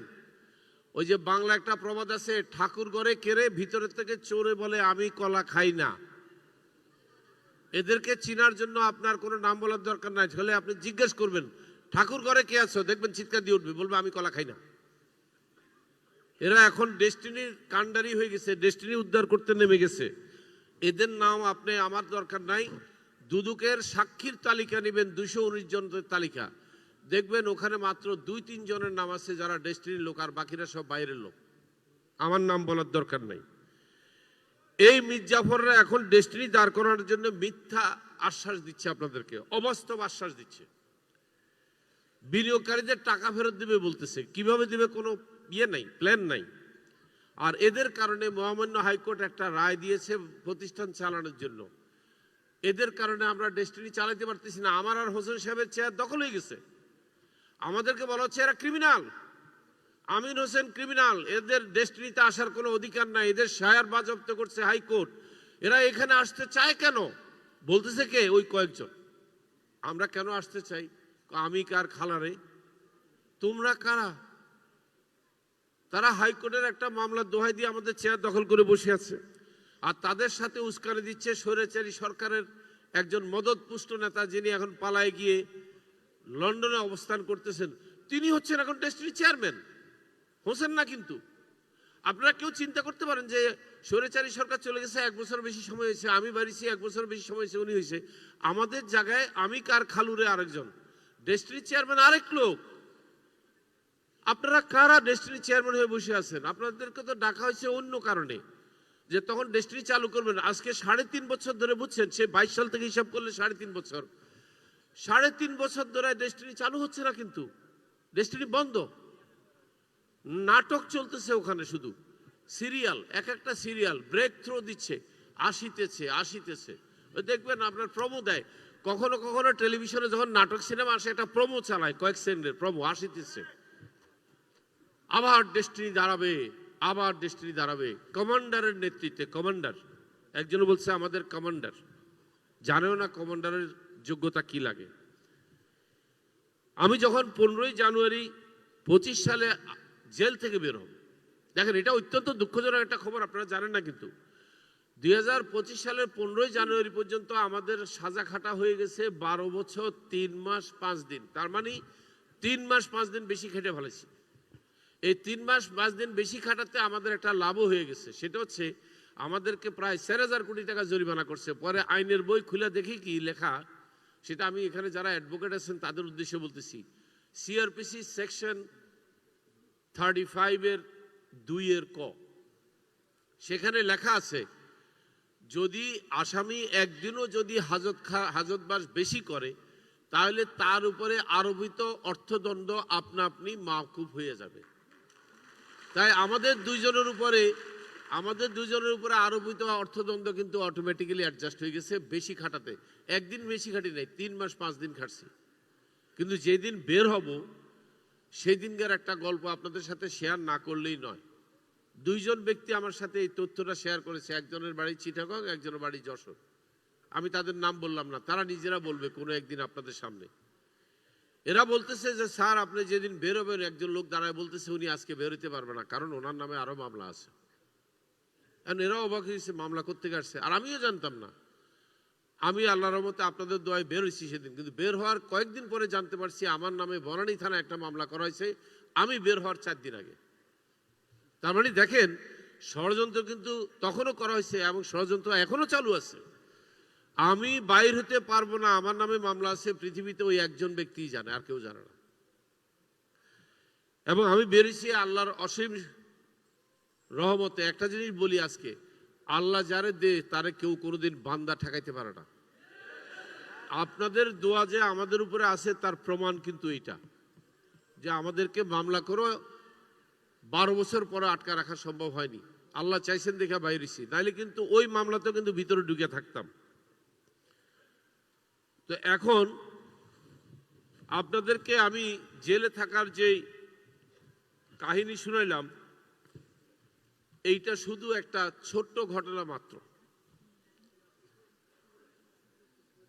আমাদের অনেক সম্পত্তি আমাদেরকে না জানায় একতরফা শুনানি করে খুলে দিয়ে দখল দিয়ে দেওয়া হয়েছে। এরকম অনেক সম্পত্তি এখন আমাদের হাতে নাই। এগুলো নিয়ে আমরা কাজ করব। আগামীতে আশা করি যেই সরকারই আসুক, আমার বিশ্বাস তারা গণতান্ত্রিক সরকার হবে। আমরা সেই গণতান্ত্রিক সরকারের কাছে যাব, আবেদন করব যে আমরা নির্যাতিত হয়েছি আপনাদের মতো। কারণ যে দুইটা বড় দল এখন রাজনীতির মাঠে আছে, দুটোটা দলের নির্যাতিত। দুইটা দলেরই কিন্তু অনেক পরিবারের সদস্য হারাইছে তারা, তাদেরও অনেক বেদনা। তাই বিশ্বাস করি এই বেদনার্থ লোকদের কাছে গেলে আমরা আমাদের বেদনার কথা বলতে পারবো। তাদের কাছে যাই বলবো, অনেক হয়েছে, এইবার আমাদেরকে সহযোগিতা করেন, এই মিথ্যা মামলা থেকে আমাদেরকে অব্যাহতি দেন। আদালতের নির্দেশনা থাকলেও সেই নির্দেশনা বাস্তবায়ন করা যাচ্ছে না, কারণ সেই নির্দেশনা বাস্তবায়ন করতে আমার আর চেয়ারম্যানের ডেস্টিনির দায়িত্ব নেওয়া প্রয়োজন। আপনারা শুনলে অবাক হবেন, তখনকার সেই 22 সালের যে রায় বেরিয়েছে, সে রায়ের মধ্যে পরিষ্কার লিখে দিছে বিচারপতি যে যে নতুন বোর্ড করে দিলাম সেই বোর্ড চাইলে, এইভাবে লেখা, সেই বোর্ড চাইলে না, এবং ইভেন বলছে শ্যাল, উচিত। শ্যাল শব্দের বাংলা অর্থ হচ্ছে উচিত, যে এই বোর্ডের উচিত আগের এমডিসিও কে রেখে দেওয়া, অথবা তারা মনে করলে নতুন এমডিসিও নিয়োগ দেবে। তার মানে কি, কোর্ট আমার বিরুদ্ধে ছিল না, এখনো নাই, কিন্তু আমাদেরকে নিয়োগ দেওয়া হয়নি। এবং বলা হচ্ছে ওনারা নিয়োগ চায় কেন, ওনারা ক্রিমিনাল। ক্রিমিনাল না হলে স্বৈরাচারী সরকার কি ওনাদেরকে ধরে নিয়ে যায়? তাহলে কি এতে বোঝা যায় না যে স্বৈরাচারী সরকারের দোসর কারা? তারা স্বৈরাচারী সরকারের ব্যাপারে সাফাই গাইতেছে। লেটেস্টটা বলি, লেটেস্ট হচ্ছে নতুন করে হুমকি দিচ্ছে লুকিয়ে থাকা সহচররা, আমার নামে নতুন নতুন মামলা দেবে, আমাকে আবার জেলে ঢুকাবে। এরা আমাকে জেলের ভয় দেখাচ্ছে কেন আমি বুঝলাম না। যে লোকটা 12 বছর 30 দিন 5 মাস জেল খেটে বেরিয়েছে, তাকে জেলের ভয় দেখাচ্ছে। তাও ধারা কি দিবে? 420। আমি 420 করছি, ফাইন। তখন তো আমি বলতে পারবো যে 420 আমি একা করি নাই, 49 জন শেয়ার হোল্ডার সবাই মিলে আমার সাথে 420-তে জড়িত ছিল। তখন কি করবা? আপনি তো জানেন, কোনো একটা জায়গায় যখন কাউকে ধরা হয়, ডিবি যখন জিজ্ঞাসা করে তোর সাথে আর কে কে ছিল, যত জনের নাম বলে ডিবির কাছে ওই লোক সবাইরে ধরে কিন্তু ডিবি। তা আমি তো বৈশা বৈশা বলে দেবো যে এই 49 জন সবাই, আমার বউ ছাড়া অবশ্য, এই সবাই আমার সাথে ছিল। তখন যাবি কই? সবাইরে ধরে নিয়ে আসবো। তাই আপনারা সবাই সজাগ থাকবেন। আপনাদের কাছে একটা বিনীত অনুরোধ, আমি এমন কিছু কাজ করে রেখেছি, আপনারা আপনাদের বিনিয়োগ নিশ্চিন্তে পাবেন। এই কাজগুলো এরা বুঝবে না, এদের এই ক্ষমতা নাই কাজগুলো বোঝার। কারণ কি, আমি যখন গাছে বিনিয়োগ করি বা বিভিন্নভাবে বিনিয়োগ করি, আমার মাথায় একটা ব্রেনে কাজ করেছিল কি জানেন, যে কোনো এক সময় এমন একটা সিচুয়েশন আসবে, দেশে হয়তো ভূমিকম্প হবে, আগুন লেগে গাছ পুড়ে যাবে, ধ্বংস হয়ে যাবে, টাকা পয়সা সব জ্বলে পুড়ে যাবে। আমি এইভাবে চিন্তা করছি। কিন্তু একটা জিনিস কখনো জ্বলবে না, জানেন তো? সেটা কি? সম্পত্তি। সম্পত্তি জ্বলে না, সম্পত্তি ফ্লাড হয়ে পানিতে ডুবে যায়, তারপরে থাকে এটা। আমি এমন কিছু সম্পত্তি আপনাদের প্রতিষ্ঠানের নামে কিনে রেখেছি, এই শুধু এগুলা নেড়ে ছেড়ে কিন্তু আমরা অনেক টাকা আপনাদের রিটার্ন দেব না, শুধু আপনাদের ডিস্ট্রিবিউটরশিপ থাকবে। দেখেন, আপনারা কিন্তু তখন বিনিয়োগ করেছেন ডিস্ট্রিবিউটরশিপ পাওয়ার জন্য, আপনাদের ডিস্ট্রিবিউটরশিপ থাকবে, আপনাদের ইনকাম থাকবে, বিনিয়োগের টাকা ফেরত পাবেন। এবং সম্ভব হলে আমি দেখব ওই বিনিয়োগে যে এতদিন অপেক্ষা করছেন সেখানে কিছু ক্ষতিপূরণ অন্তত বিনিয়োগের বিপরীতে দেওয়া যায় কিনা। এবং আমার বিশ্বাস, আপনারা যদি আমাকে সেই সুযোগ দেন, আপনাদের বিনিয়োগের বিপরীতে লাভ বলেন আর ক্ষতিপূরণ বলেন, এটা দেওয়া সম্ভব। আগামীতে আপনাদের জন্য কিছু পরিকল্পনা আমি তৈরি করে রেখেছি। আমি জানি সময় আমার অনেক নিয়ে ফেলেছি, আর বেশিক্ষণ লাগবে না। চেয়ারম্যান সাহেব, দেবো আপনাকে। সংগঠনগুলোর মূল্যায়ন করা হবে। কোর শেয়ার নিয়েছিলাম কোম্পানি চালানোর জন্য, আপনারা অনেকে আমাকে কিছু টাকা দিয়েছিলেন, সেখানে আপনাদেরকে সেই কোম্পানিগুলোতে শেয়ার দেওয়ার কথা, ওইটাও পূর্ণ করা হবে ইনশাল্লাহ। আপনারা এখন থেকে শুধু একটা কোম্পানির মালিক হবেন না, শুধু ডেস্টিনি 2000-এর মালিক হবেন না, আপনাকে আরো একটা কোম্পানির মালিক করবো ইনশাল্লাহ। ডিটুকে এসসিয়েট করা হয়েছে, এটা নিয়ে একটা মিথ্যাচার করা হচ্ছে। আপনারা কি জানেন ডিটুকে এসসিয়েট এর মালিক কিন্তু আমি বা হোসেন বা কেউ না, এটার এখনো মালিকানা করা হয়নি। অ্যাসোসিয়েট মানে কি? অ্যাসোসিয়েট মানে আপনারা। ডিটুকে অ্যাসোসিয়েট করা হয়েছে 80 থেকে 90,000 লোককে টার্গেট করে, এরা মালিক হবে। প্রয়োজনে আমরা চাইলে সব ডিস্ট্রিবিউটরকে ডিটুকে অ্যাসোসিয়েটের মালিক বানাইতে পারবো। তাহলে ডিটুকে অ্যাসোসিয়েটকে খামাখা কালার করে দেখানোর কি দরকার আছে? ডিটুকে অ্যাসোসিয়েট হবে আগামীতে আপনাদের একটা লার্জেস্ট কোম্পানি ডেস্টিনি 2000-এর পরে। সুপিরিয়র মার্কেটিং বলে আমি একটা মার্কেটিং এর প্রস্তাব দিয়েছিলাম, যেটা রেজিস্ট্রেশন বাকি আছে, করে ফেলবো। সেখানে অনেকে আপনারা 100 টাকা, 200 টাকা, 1000 টাকা দিয়েছেন, মনের মধ্যে একটা সন্দেহ রাখছেন যে টাকাটা পাবেন কিনা। টাকা তো পাবেনই, যেইভাবে আপনাদেরকে টাকার বিপরীতে লভ্যাংশ দেওয়ার কথা হয়েছিল দেবো ইনশাল্লাহ, শুধু সময়টা একটু দেরি হয়েছে। হয়তো 22 সালে, 23 সালে, 24 সালের কথা বলছি, এখন হয়তো একটু দেরি হচ্ছে। সুপিরিয়র মার্কেটিংয়ে আপনারা ইনকাম পাবেন, চিন্তা করবেন না। ডেস্টিনি 2000 লিমিটেড বড় আকারে চালু করা হবে। এমন বড় অফিস নেওয়া হবে, এবং আপনি চিন্তাও করতে পারবেন না যে কি স্বপ্ন দেখছি আমি এখন ডেস্টিনি 2000 নিয়ে। ডেস্টিনি 2000-এর এক একটা ফ্লোর করতে চাই 40-45 হাজার স্কোয়ার ফিটের অফিস করতে চাই। ছোট অফিসে এত বড় সংসারের লোকজনের জায়গা হবে না। এমন জায়গায় করতে হবে ঢাকা শহরের প্রাণকেন্দ্রে, যেখানে ডিস্ট্রিবিউটাররা বলবে হ্যাঁ এবার হয়েছে, এইটা আমাদের অফিস। পরিচয় দেওয়ার মতো একটা জায়গা অফিস করা হবে। আমাদের যেখানে যেখানে টাওয়ারগুলো করার কথা ছিল, যারা ডিআইবিসি আইএনডিপি নিছেন তাদের কাছে একটা মেসেজ দেব, যারা ডিআইবিসি আইএনডিপি প্যাকেজ দিচ্ছেন দয়া করে টাকাটা ফেরত নিয়েন না। আপনারা আপনাদের ধরে রাখলে মুনাফা পাবেন, আর নিয়ে গেলে শুধু আস্ত টাকাটা পাবেন, মুনাফা দেওয়া সম্ভব হবে না। ধরে রাখলে কিন্তু মুনাফা সহ দেবো ইনশাল্লাহ। এবং ট্রি প্ল্যান্টেশনের বিনিয়োগের টাকা ফেরত দেওয়া সম্ভব, কারণ ট্রি প্ল্যান্টেশনে আমরা সংগ্রহ করেছিলাম 2200 থেকে 2300 কোটি টাকা, খরচ করেছি 300 কোটি টাকা গাছে, আর 700 কোটি টাকা আপনাদেরকে দিয়েছিলাম কমিশন। এখনো বিভিন্নভাবে 1300 কোটি টাকার ব্যবস্থা হাতে আছে। এইখান থেকে আপনাদেরকে সমস্ত টাকা ফেরত দেওয়া সম্ভব, শুধু একটু বিশ্বাস রাখতে হবে আমাদের উপরে। আর মাল্টিপারপাস হবে বলে দিচ্ছি, ডেস্টিনি 2000-এর পরে মাল্টিপারপাস হবে সেকেন্ড লার্জেস্ট কোম্পানি। সেকেন্ড কেন বলছি সেটাও পরে বলবো। সেকেন্ড লার্জ মানে ডেস্টিনি থাকবে সেকেন্ড পজিশনে, এরপরে মাল্টিপারপাস সেকেন্ডের মধ্যে টাই করবে তারা, ক খ। কারণ আমার পক্ষে এই মুহূর্তে বলা এত কঠিন যে ডেস্টিনি 2000 বড় কোম্পানি হবে না মাল্টিপারপাস হবে, আমি নিজেও কনফিউজ। দুইজনে কিন্তু ওয়েদারের মতো তারতম্য হইতে থাকবে, কখনো এ বড় হবে, কখনো এই বড় হবে, দুইটারই এত বেশি সম্ভাবনা আছে। এছাড়া আরেকটি কোম্পানি আপনাদের উদ্দেশ্যে তৈরি করা হয়েছে, রিয়েল এস্টেট কোম্পানি, আপনারা সবাই জানেন, স্বপ্ন শহর প্রপার্টিজ লিমিটেড। এইটা হবে বাংলাদেশের লার্জেস্ট কোম্পানি, যে কোনো কোম্পানি চাইতে, ডেস্টিনি চাইতে বড় হবে। এবং এটার মালিককে, এইটার মালিক করা হবে আমিন হোসেনকে নয়, আমরা আপনাদের কাতার থেকে মালিক হব। এটার মালিক করা হবে আপনাদের সবাইকে। করা হবে মানে কি, করা থিওরিটিক্যালি হয়ে গেছে, তত্ত্বীয়ভাবে করা হয়ে গেছে, বাস্তব রয়েছে বাকি। এবং আপনারা সবাই দেখবেন এটা কেন করা হচ্ছে, আপনাদেরকে আইডিয়া দিয়ে। আমাদের কাছে টাকা নাই, জমি আছে, তা আমরা চিন্তা করছি জমি বেচলে কয় টাকা পাবো, কিন্তু জমিটাকে ডেভেলপ করলে, মনে করেন আপনার কাছে আলু আছে, আলু বেচলে কত পাবেন? সে আলুর একটা চিপস বানাইলে, ক্র্যাকার্স বানাইলে দাম বেশি না? তেমনি এই জমির যদি জমি না বেচে আবাসন করে বেচি, তাহলে তো অনেক লাভ হবে। আপনারা দুইভাবে মুনাফা পাবেন, দুইভাবে কিন্তু, মালিক হিসাবে আবার বিনিয়োগ হিসাবে। এবং এইটা হবে largest company history in the Bangladesh, বাংলাদেশের ইতিহাসে। কারণ এই পরিকল্পনা আমরা তৈরি করেছি। এইটাকে চালানোর জন্য যে ক্যাপ্টেন এবং পাইলট নেওয়া হয়েছে, আমাদের সাথে একজনকে, যিনি রিয়েল এস্টেট কোম্পানিতে 27 বছরের অভিজ্ঞতা, বিদেশে আমার চাইতেও বেশি সময় ছিল, এবং তাকেও কিন্তু এখানে একজন কো পাইলট রাখা হয়েছে, অ্যাসিস্ট্যান্ট ক্যাপ্টেন রাখা হয়েছে, আমিও তার সাথে আছি। আর আমাদেরকে এইসব বিষয়ে উপদেষ্টা দেওয়ার জন্য উপদেষ্টা ক্যাপ্টেন হিসেবে কাজ করবেন মোহাম্মদ হোসেন সাহেব। আমরা তিনজনে মিলে দেশটির যত রকমের সমস্যা আছে একসাথে সমাধান করব, আপনারা দোয়া করেন। আমাদের সম্বন্ধে একটা মিথ্যাচার আছে, বলে আমির হোসেনের মধ্যে কোনো মিল নাই। আমি জানি না এটা কোত্থেকে বলতেছে। অবশ্য ওনার সাথে অনেক বিষয় আমি আর্গুমেন্ট করি, উনিও করে।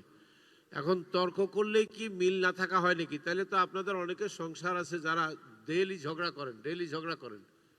ডিভোর্স নিয়ে চলে গেছেন কবে? ঝগড়া করলে কি ডিভোর্স হয়ে যায় নাকি? ঝগড়া করতে হবে। ঝগড়া না করলে তো আপনি সিস্টেমে থাকবেন না, বেলাইনে চলে যাবেন। আল্লাহ আপনাকে সিরাতুল মুস্তাকিমে থাকার জন্য কষ্ট দেয়, দুঃখ কষ্ট দেয়, অসুখ বিসুখ দেয়, আঘাত দেয়, যাতে আপনি তাকে ভুলে না যান। আমরাও চাই আমাদেরকে বিভিন্নভাবে প্রতিবন্ধকতা সৃষ্টি করুক, মুখ পোড়ারা আমাদেরকে সমালোচনা করুক, তারা আমাদেরকে বাধা দিক। আপনি জানেন বাধাহীন মাছ স্রোতের বিপরীতে সাঁতার কাটতে পারে না। Dead fish cannot swim against the current, মানে স্রোত। মরা মাছ স্রোতের বিপরীতে সাঁতার কাটতে জানে না। আমরা তো মরা মাছ না, ভাইসে যাব। আমরা স্রোতের বিপরীতে শুধু সাঁতার কাটবো না, সাঁতার কাটতে কাটতে পানির থেকে লাফ দিয়ে উঠে, দেখছেন কিনা? লাফ দিয়ে উঠবো। তো এই হচ্ছে। আর একটা সর্বশেষ কথা না করলেই নয় আর কি, সেটা অনেকে জানতে চায়, রাজনৈতিক দল করলেন কেন? একটু আগে বলে গেছি, রাজনীতি না করাটাই অপরাধ ছিল। আমি যদি যে কোনো একটা রাজনৈতিক দলে থাকতাম, আমরা এতদিন জেলে থাকা লাগতো না। একেবারে যদি একটা ইসলামিক দলও করতাম, ছোট দল, ইসলামিক দল, তাও বাইরে দিতে পারতাম। কারণ 5ই আগস্টের পরে এদেরকেও ছেড়ে দেওয়া হয়েছে। তাই কেন জানি মনে হয়েছে নতুন গাড়ি কিনছি, ইন্স্যুরেন্স করাই নেই, তাই না? না করানে রিক্সাওয়ালাই না বাড়ি দিয়ে আমার গাড়িটা নষ্ট করছে, এখন গাড়ি ঠিক করানোর পয়সা নাই। তাই ভাবলাম রাজনৈতিক দল হবে ইন্স্যুরেন্স অফ দি কোম্পানি। এটা অনেকে বলছে, আমাকে জিজ্ঞাসা করার দরকার নেই। আমরা ওই বাংলাদেশে একটা দলের একজন মহাসচিব বলছে, আমি তার নাম বলবো না, সে বলছে উনি পলিটিক্যাল পার্টি করছে ওনার কোম্পানিকে বাঁচানোর জন্য। তো আমি কি এটা খারাপ কাজ করছি নাকি? যদি আমার দল যদি কোম্পানিকে বাঁচায় আলহামদুলিল্লাহ, তাহলে তার কথাই যেন নিয়ত পুরা হয়। আমার কোনো আক্ষেপ নাই। আমি কিন্তু একজন অরাজনৈতিক লোক। আমাকে যদি জিজ্ঞাসা করেন আপনি কি ব্যবসায়ী? না, আমি ব্যবসায়ীও না। আপনি কি রাজনীতিক? না, আমি রাজনীতিক না। তাহলে আপনি কি? আমি একজন সমাজ সেবক লোক। আমি একজন সোশ্যাল ওয়ার্কার হিসেবে আপনাদের কাছে পরিচিত হইতে চাই। এখন আসেন, একজন সোশ্যাল ওয়ার্কার বাইরে কিন্তু সাংবাদিকতা করে, ব্যবসা করে, রাজনীতি করে। কেন দেখেন নাই? আপনাকে আমি ভুরি ভুরি সোশ্যাল ওয়ার্কার দেখাইতে পারবো যারা পলিটিক্স করে। বর্তমানে বহু সোশ্যাল ওয়ার্কার আছে, এখন রাষ্ট্র ক্ষমতায় আছে না? আপনি কয়জনের দেখতে চান রাষ্ট্র ক্ষমতায় এখন সোশ্যাল ওয়ার্কার আছে? অনেকই আছে। কারণ সোশ্যাল ওয়ার্কার কি রাষ্ট্র ক্ষমতায় যায় না? অপরাধ তো। এটাকে কালার করার দরকার নাই। তো এই হচ্ছে আজকে আপনাদের কাছে আমার বক্তব্য দীর্ঘ করে তুলে ধরা। আগামীতে সংগঠনগুলোর যখন মূল্যায়ন করব, তখন আরো অনেক কিছু বলবো। আমি সংক্ষিপ্ত আকারে এই আমাদের আগামীর পরিকল্পনাগুলো আপনাদের সাথে শেয়ার করলাম। ডেস্টিনিতে আমরা সামাজিকভাবে যে সরকারি আসুক, তাদের সাথে কাঁধে কাঁধ মিলিয়ে আমরা দেশ গড়ব একসাথে। আসুন আমরা সবাই মিলে দেশ গড়ি। আমরা আর কোনো গন্ডগোল, রাহাজানি, ধ্বংসাত্মক কাজকর্ম এগুলো থেকে বিরত থাকি। সব সময় আমি আপনাদেরকে ধৈর্য ধরতে বলবো। কেন জানেন? সূরা আসরে আছে, ওয়াল আসরে ইন্নাল ইনসানা লাফি খুসর ইল্লাল্লাযিনা আমানু ওয়া আমিলুস সালিহাতি ওয়া তাওয়াসাউ বিল হাক্কি ওয়া তাওয়াসাউ বিস সবর। নিশ্চয়ই মানুষ ধ্বংসের মধ্যে নিহিত, কিন্তু তারা নয় যারা নিজেরা সঠিক রাস্তায় থাকে, ধৈর্য ধরে এবং অন্যকেও সঠিক রাস্তায় থাকতে বলে এবং অন্যকেও ধৈর্য ধরার ব্যাপারে পরামর্শ দেয়। এটা আমাদের জন্য যেন প্রয়োগ হয়ে থাকে। কত আগের সূরা দেখেন আমাদের জন্য প্রযোজ্য। আমরা সবাই ধৈর্য ধরবো, পরস্পরকে সৎ উপদেশ দেব। আমরা এই জিনিসটা অন্তত ফলো করে চলবো। যে কোনো লোক আপনাদেরকে গালি দিলে, বকা দিলে ধৈর্য হারা হবেন না। অস্থিরীয় না। আর কেউ যদি আপনাদের কাছে এসে মিথ্যা কথা বলে, আপনারা কি জানতেন না নবীর বিবির বিরুদ্ধে নবীর কাছে এসে শয়তান মিথ্যা কথা বলছে? আইয়ুব নবীর বউর সম্বন্ধে আইয়ুব নবীর এসে বলছে আপনার বউ চুরি করছিল, এই জন্য ওনার চুল কেটে দিছে। তো উনি কিন্তু বিশ্বাস করে বসে আছে, কারণ উনি জিজ্ঞাসা করছে আপনি কে? ইবলিস বলছে আমি জিব্রাইল। তো জিব্রাইলের বেশ ধরে যদি ইবলিস এই কথা বলতে পারে, মানুষরূপী ইবলিসের কি অভাব আছে নাকি? এই মানুষরূপী ইবলিস থেকে আপনি যদি রেহাই পাইতে চান, সবসময় সূরা নাস পড়বেন, মিন শাররিল ওয়াসওয়াসিল খান্নাস আল্লাযী ওয়াসওয়াসু ফি সুদুরিন নাস মিনাল জিন্নাতি ওয়ান নাস। মানুষরূপী এবং জিনরূপী শয়তান থেকে আল্লাহ আমাকে রেহাই করো। যদি কেউ আরবি না জানেন, বাংলায় পড়ে নিয়েন। কোরআন কিন্তু সার্বজনীন, আপনারা ভুল বুঝেন। কোরআন শুধু মুসলমানের জন্য নয়, কোরআন নাজিল হয়েছে সমস্ত মাখলুকাতের জন্য, আর বিশেষ করে মানুষের জন্য। আপনি কোন ধর্মে আছেন, কোনো অপরাধ করেন নাই, সব ধর্মের লোকই কোরআন সম্বন্ধে জানা দরকার। সবাই ভালো থাকেন, আবার দেখা হবে কোন একটা মঞ্চে। আল্লাহ হাফেজ।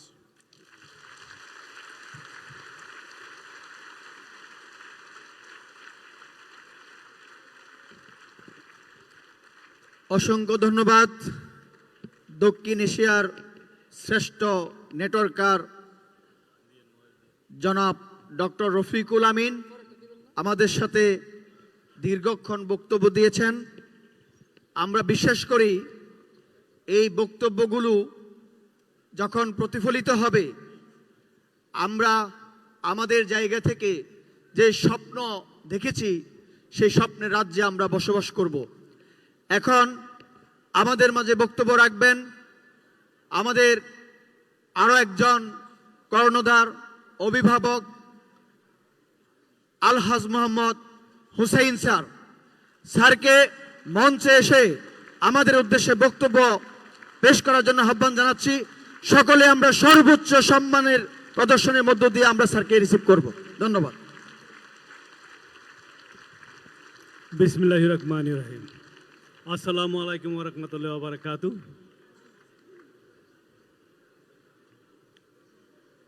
আজকের ঐতিহাসিক কারামুক্তি সম্বর্ধনা অনুষ্ঠানের স্নেহভাজন সভাপতি, আজকের আমন্ত্রিত সকল অতিথিকে জানাচ্ছি আমার পক্ষ থেকে অভিনন্দন শুভেচ্ছা। আমি এবং রফিকুল আমিনকে সম্বর্ধনা দেওয়ার জন্য যে প্রোগ্রাম করেছেন ৬টা সংগঠনকে জানাচ্ছি ধন্যবাদ। তাদের উদ্যোগে আজকে আপনারা একত্রিত হয়েছেন। তারা বলছিল এত তাড়াতাড়ি কি প্রোগ্রামটা করা যাবে, তখন আমি বলছি ইচ্ছা থাকলে উপহার। খুব শর্ট টাইমে তারা কিন্তু প্রোগ্রামটা উপহার দিয়েছেন, না হয়তো সময় পেলে কিন্তু ব্যাপক আকারে দিতে পারতেন, কিন্তু তারা করেছেন। আমি যেটা বলবো, আজকে অনেকগুলা কথা কিন্তু এমডি সাহেব বলেছেন, রফিকুল আমিন সাহেব বলেছেন। আমাদের জুটিটা হলো গোপীকাইন বাঘাবাইন, বুঝতে পারছেন? অনেকে বাংলা মুভি দেখেছেন, গোপীকাইন বাঘাবাইন পশ্চিমবঙ্গের। আমরা যখন বাংলাদেশে আসব দুজন প্ল্যান করেছি, তখন ওনাকে 98 সালের নভেম্বর মাসে ওনাকে বাংলাদেশে পাঠানো হয়। উনি এসে মার্কেট সার্ভে করবেন, আমাকে জানাবেন। উনি টাইম টু টাইম বাংলাদেশ থেকে ফোন করে আমাকে জানাচ্ছেন, হোসেন ভাই এই হচ্ছে সেই হচ্ছে, কিন্তু বিশ্বাস করে না লোক, আপনার আসতে হবে। তখন আমাকে বললেন, তো আমি কি করেছি, 99 সালের 13ই ফেব্রুয়ারি ফ্লাই করেছি। ওনাকে আগে জানাইছি আমি আসতেছি। উনি এয়ারপোর্ট, ঢাকা আন্তর্জাতিক এয়ারপোর্ট থেকে আমাকে রিসিভ করেছেন, মেরিনি গেস্ট হাউসে উঠেছিলাম তখন। তারপরে বাকি যারা যে MLM কোম্পানি আমরা বাংলাদেশে নিয়ে আসছিলাম, আমরা দুইজন ছিলাম মার্কেটিংয়ের দায়িত্ব। আমাদের চিন্তাধারা ছিল কি জানেন, আমরা মনে করছি সফটওয়্যার অনেক মূল্য, এটা বুঝতে পারে নাই এত কম দামে সফটওয়্যার দিয়ে যে বিজনেস চালু করা যায়। কিন্তু সেইটা কিন্তু ওই যে সে ছিলেন শ্রীলঙ্কান ক্যানাডিয়ান সিটিজেন, ওই ভদ্রলোক নাম ছিল মিস্টার শ্রীনারায়ণ দাস। উনার প্রতিষ্ঠানে দুজনে মার্কেটিংয়ের দায়িত্ব পালন করছি। পালন করার সময় যেটা হয়েছেন, উনি আমার দেশের টাকা বাইরে পাচার করছেন, কাজ করছে। আমাদের ফেসবুকে দেখে প্রায় 33,000 লোকের মতো জয়েন করেছেন, তৎকালীন জয়েন করে ফেলছেন আমাদের ফেসবুক। রফিকুল আমিন মোহাম্মদ হোসেনের ফেসবুকে এতগুলা লোক জয়েন করেছেন। উনি বাংলাদেশে কমিশনও দিতে পারে না, শুধু ভাউচার দিচ্ছেন আর টাকা পাচার করছেন। সেই দায়বদ্ধতা থেকে আমি আর রফিকুল ডিসিশন নিলাম, না আমরা এই প্রতিষ্ঠানে থাকবো না, আমরা দায়বদ্ধতা আছে, আমাদের আত্মীয় স্বজন জয়েন করেছে, আমাদের দেশের লোক জয়েন করেছে, কোনো একদিন আমাদেরকে বলবে প্রতারণা করেছে, প্রতারণা করে পালিয়ে গেছে। সেই জন্য কিন্তু দুজন একমত হয়ে ডিসিশন নিয়েছে আমরা প্রতিষ্ঠান করব। তখন হাতের নাগালে যাদেরকে পেয়েছি তাদেরকে কিন্তু আমরা ডিরেক্টর হিসেবে পরিচালক হিসেবে নিয়েছিলাম। তখন 33,000 লোককে কিন্তু পিলাউন্সিং দেওয়া হয়েছিল। এমনি সব বলেছেন কিন্তু 33,000 লোককে পিলাউন্সিং দিতে যায় যেটা হয়েছেন, আমরা যারা আমরা প্রতিষ্ঠান করেছি তাদের পক্ষ থেকে যারা জয়েন করেছেন ফিরিয়ে আসছেন তারা কিন্তু ওনার পাইছে, কমিশন পাইছে, কিন্তু তারা কিন্তু বিনিয়োগ করে নাই, মানে তারা কোনো পারচেস করে নাই, উইদাউট পারচেসে। সেইটা দিতে যে আমাদের 2004 সাল পর্যন্ত আমাদের ডিজাস্টার চলে আসছে, কারণ কমিশন হিট করছে উপরে, কিন্তু তারা কিন্তু পারচেস করে নাই কোনো প্রোডাক্ট। নতুন যারা ওই যে এমনি সাহেব বললো ডি দিয়ে যারা আসছেন তারাই কিন্তু বিনিয়োগ করেছেন, মানে পারচেস করেছেন। সেইটা করতে যে আমাদের কিন্তু কষ্ট হয়েছে, আমাদের দুইজনের, মানে আমরা যারা পরিচালক ছিলাম তৎকালীন কষ্ট হয়েছে এই প্রতিষ্ঠান রান করতে যায়। তারপরে আস্তে আস্তে হাঁটি পা করে আমরা কোম্পানি 12 সাল পর্যন্ত অনেক উপরে নিয়ে আসছি। তো আমাদের দুইজনের মধ্যে তর্ক বিতর্ক হতেই পারে, কিন্তু আমরা কিন্তু প্রতিষ্ঠানের জন্য তর্ক বিতর্ক করি, আবার একমত হই। কিন্তু আমাদের মধ্যে অনেকে অনেক ধরনের চেষ্টা করছে, ফাটল ধরাইতে পারে না, পারবেও না আগামী দিনে ইনশাল্লাহ। এই যে আমি আর রফিকুল আমাদের দুজনের মধ্যে কেন এত পাওয়ারফুল একতা কেন জানেন? আমরা কিন্তু এমএলএ উপর অনেক ট্রেনিং করেছি। সেই ভার্জিনিয়াতে আমি এবং রফিকুল আমিনে দুইজনে বিশাল অডিটোরিয়ামে ইন্ডোনেশিয়ান প্রোগ্রামে ছিলাম। আমরা জানি এই সিস্টেম, মার্কেটিং সিস্টেম কিভাবে কাজ করে, তাই আমাদের মধ্যে দৃঢ় সাহস ছিল, এই জন্য আমরা এখনো আছি, আগামী দিনও থাকবো ইনশাল্লাহ।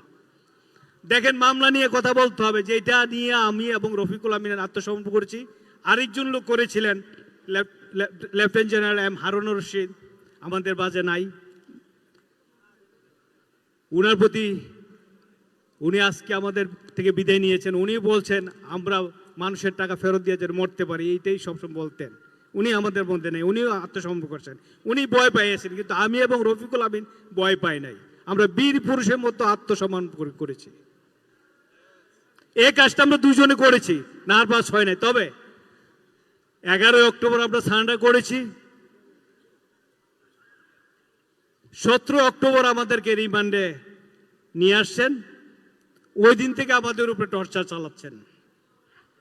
তৎকালীন দুদকে যারা ছিলেন তারা করেছেন, সবাই না, হাতে গোনা কয়েকজন লোক করেছেন।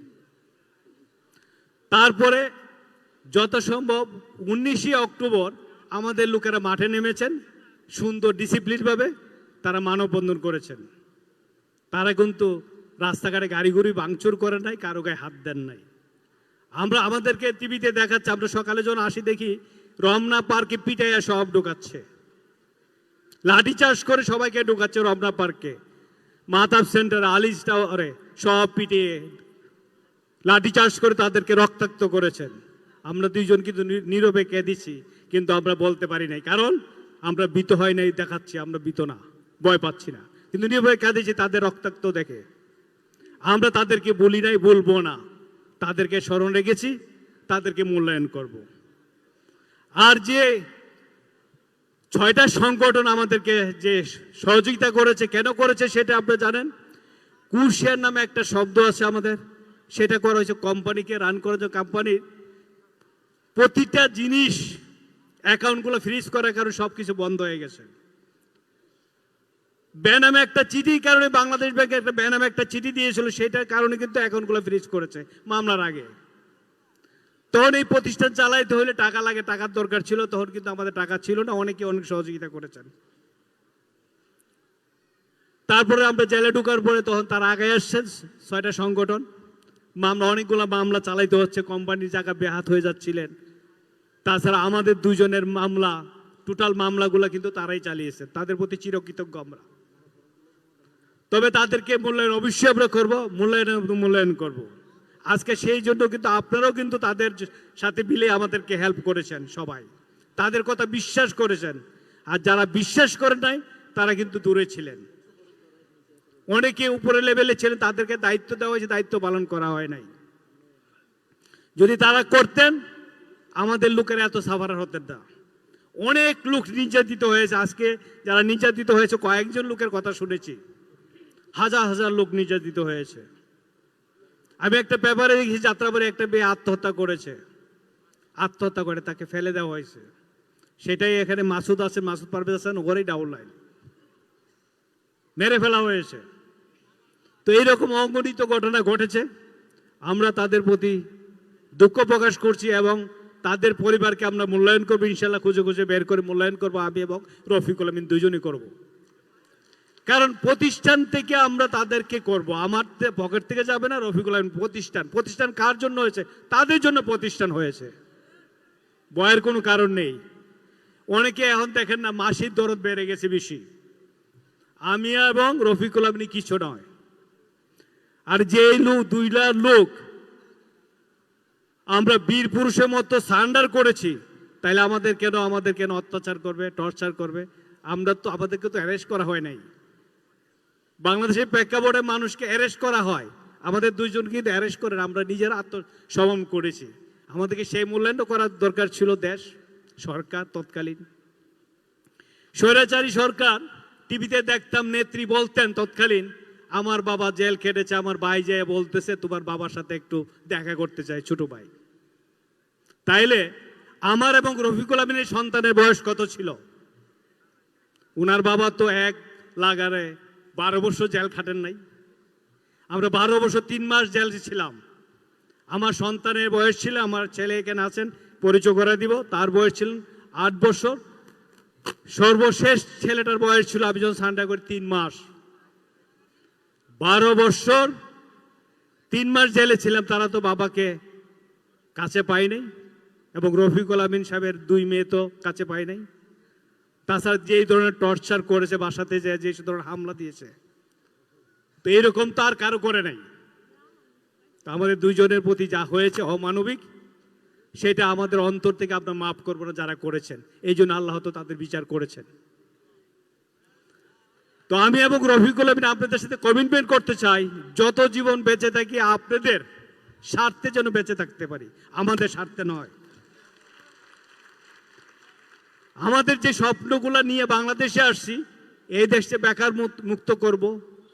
যেই সরকার আসুক না কেন তাদের সহযোগিতা আমরা সাপোর্ট দেব। দেশ ডেভেলপ করতে বিজনেসম্যানরা কিন্তু সাপোর্ট দেয়, যে আমেরিকা চালাচ্ছে বিজনেসম্যানরা চালাচ্ছে কিন্তু, তাই না? বিশেষ করে ইহুদিরাই কিন্তু সাপোর্ট দিচ্ছেন। বিজনেসম্যান, বড় বড় বিজনেস ইহুদিরা, তারা সাপোর্ট দিয়ে, তারা যেভাবে বলে সরকার শুনতে বাধ্য।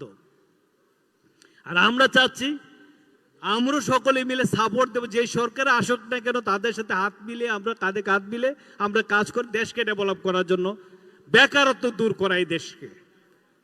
বেকার থাকলে কিন্তু অপকর্ম হবে, ক্রাইম হবে, অন্যায় অপরাধ বেড়ে যায়। আমরা ব্যস্ত ছিলাম, দেখেন আমরা এতটা অর্গানাইজ।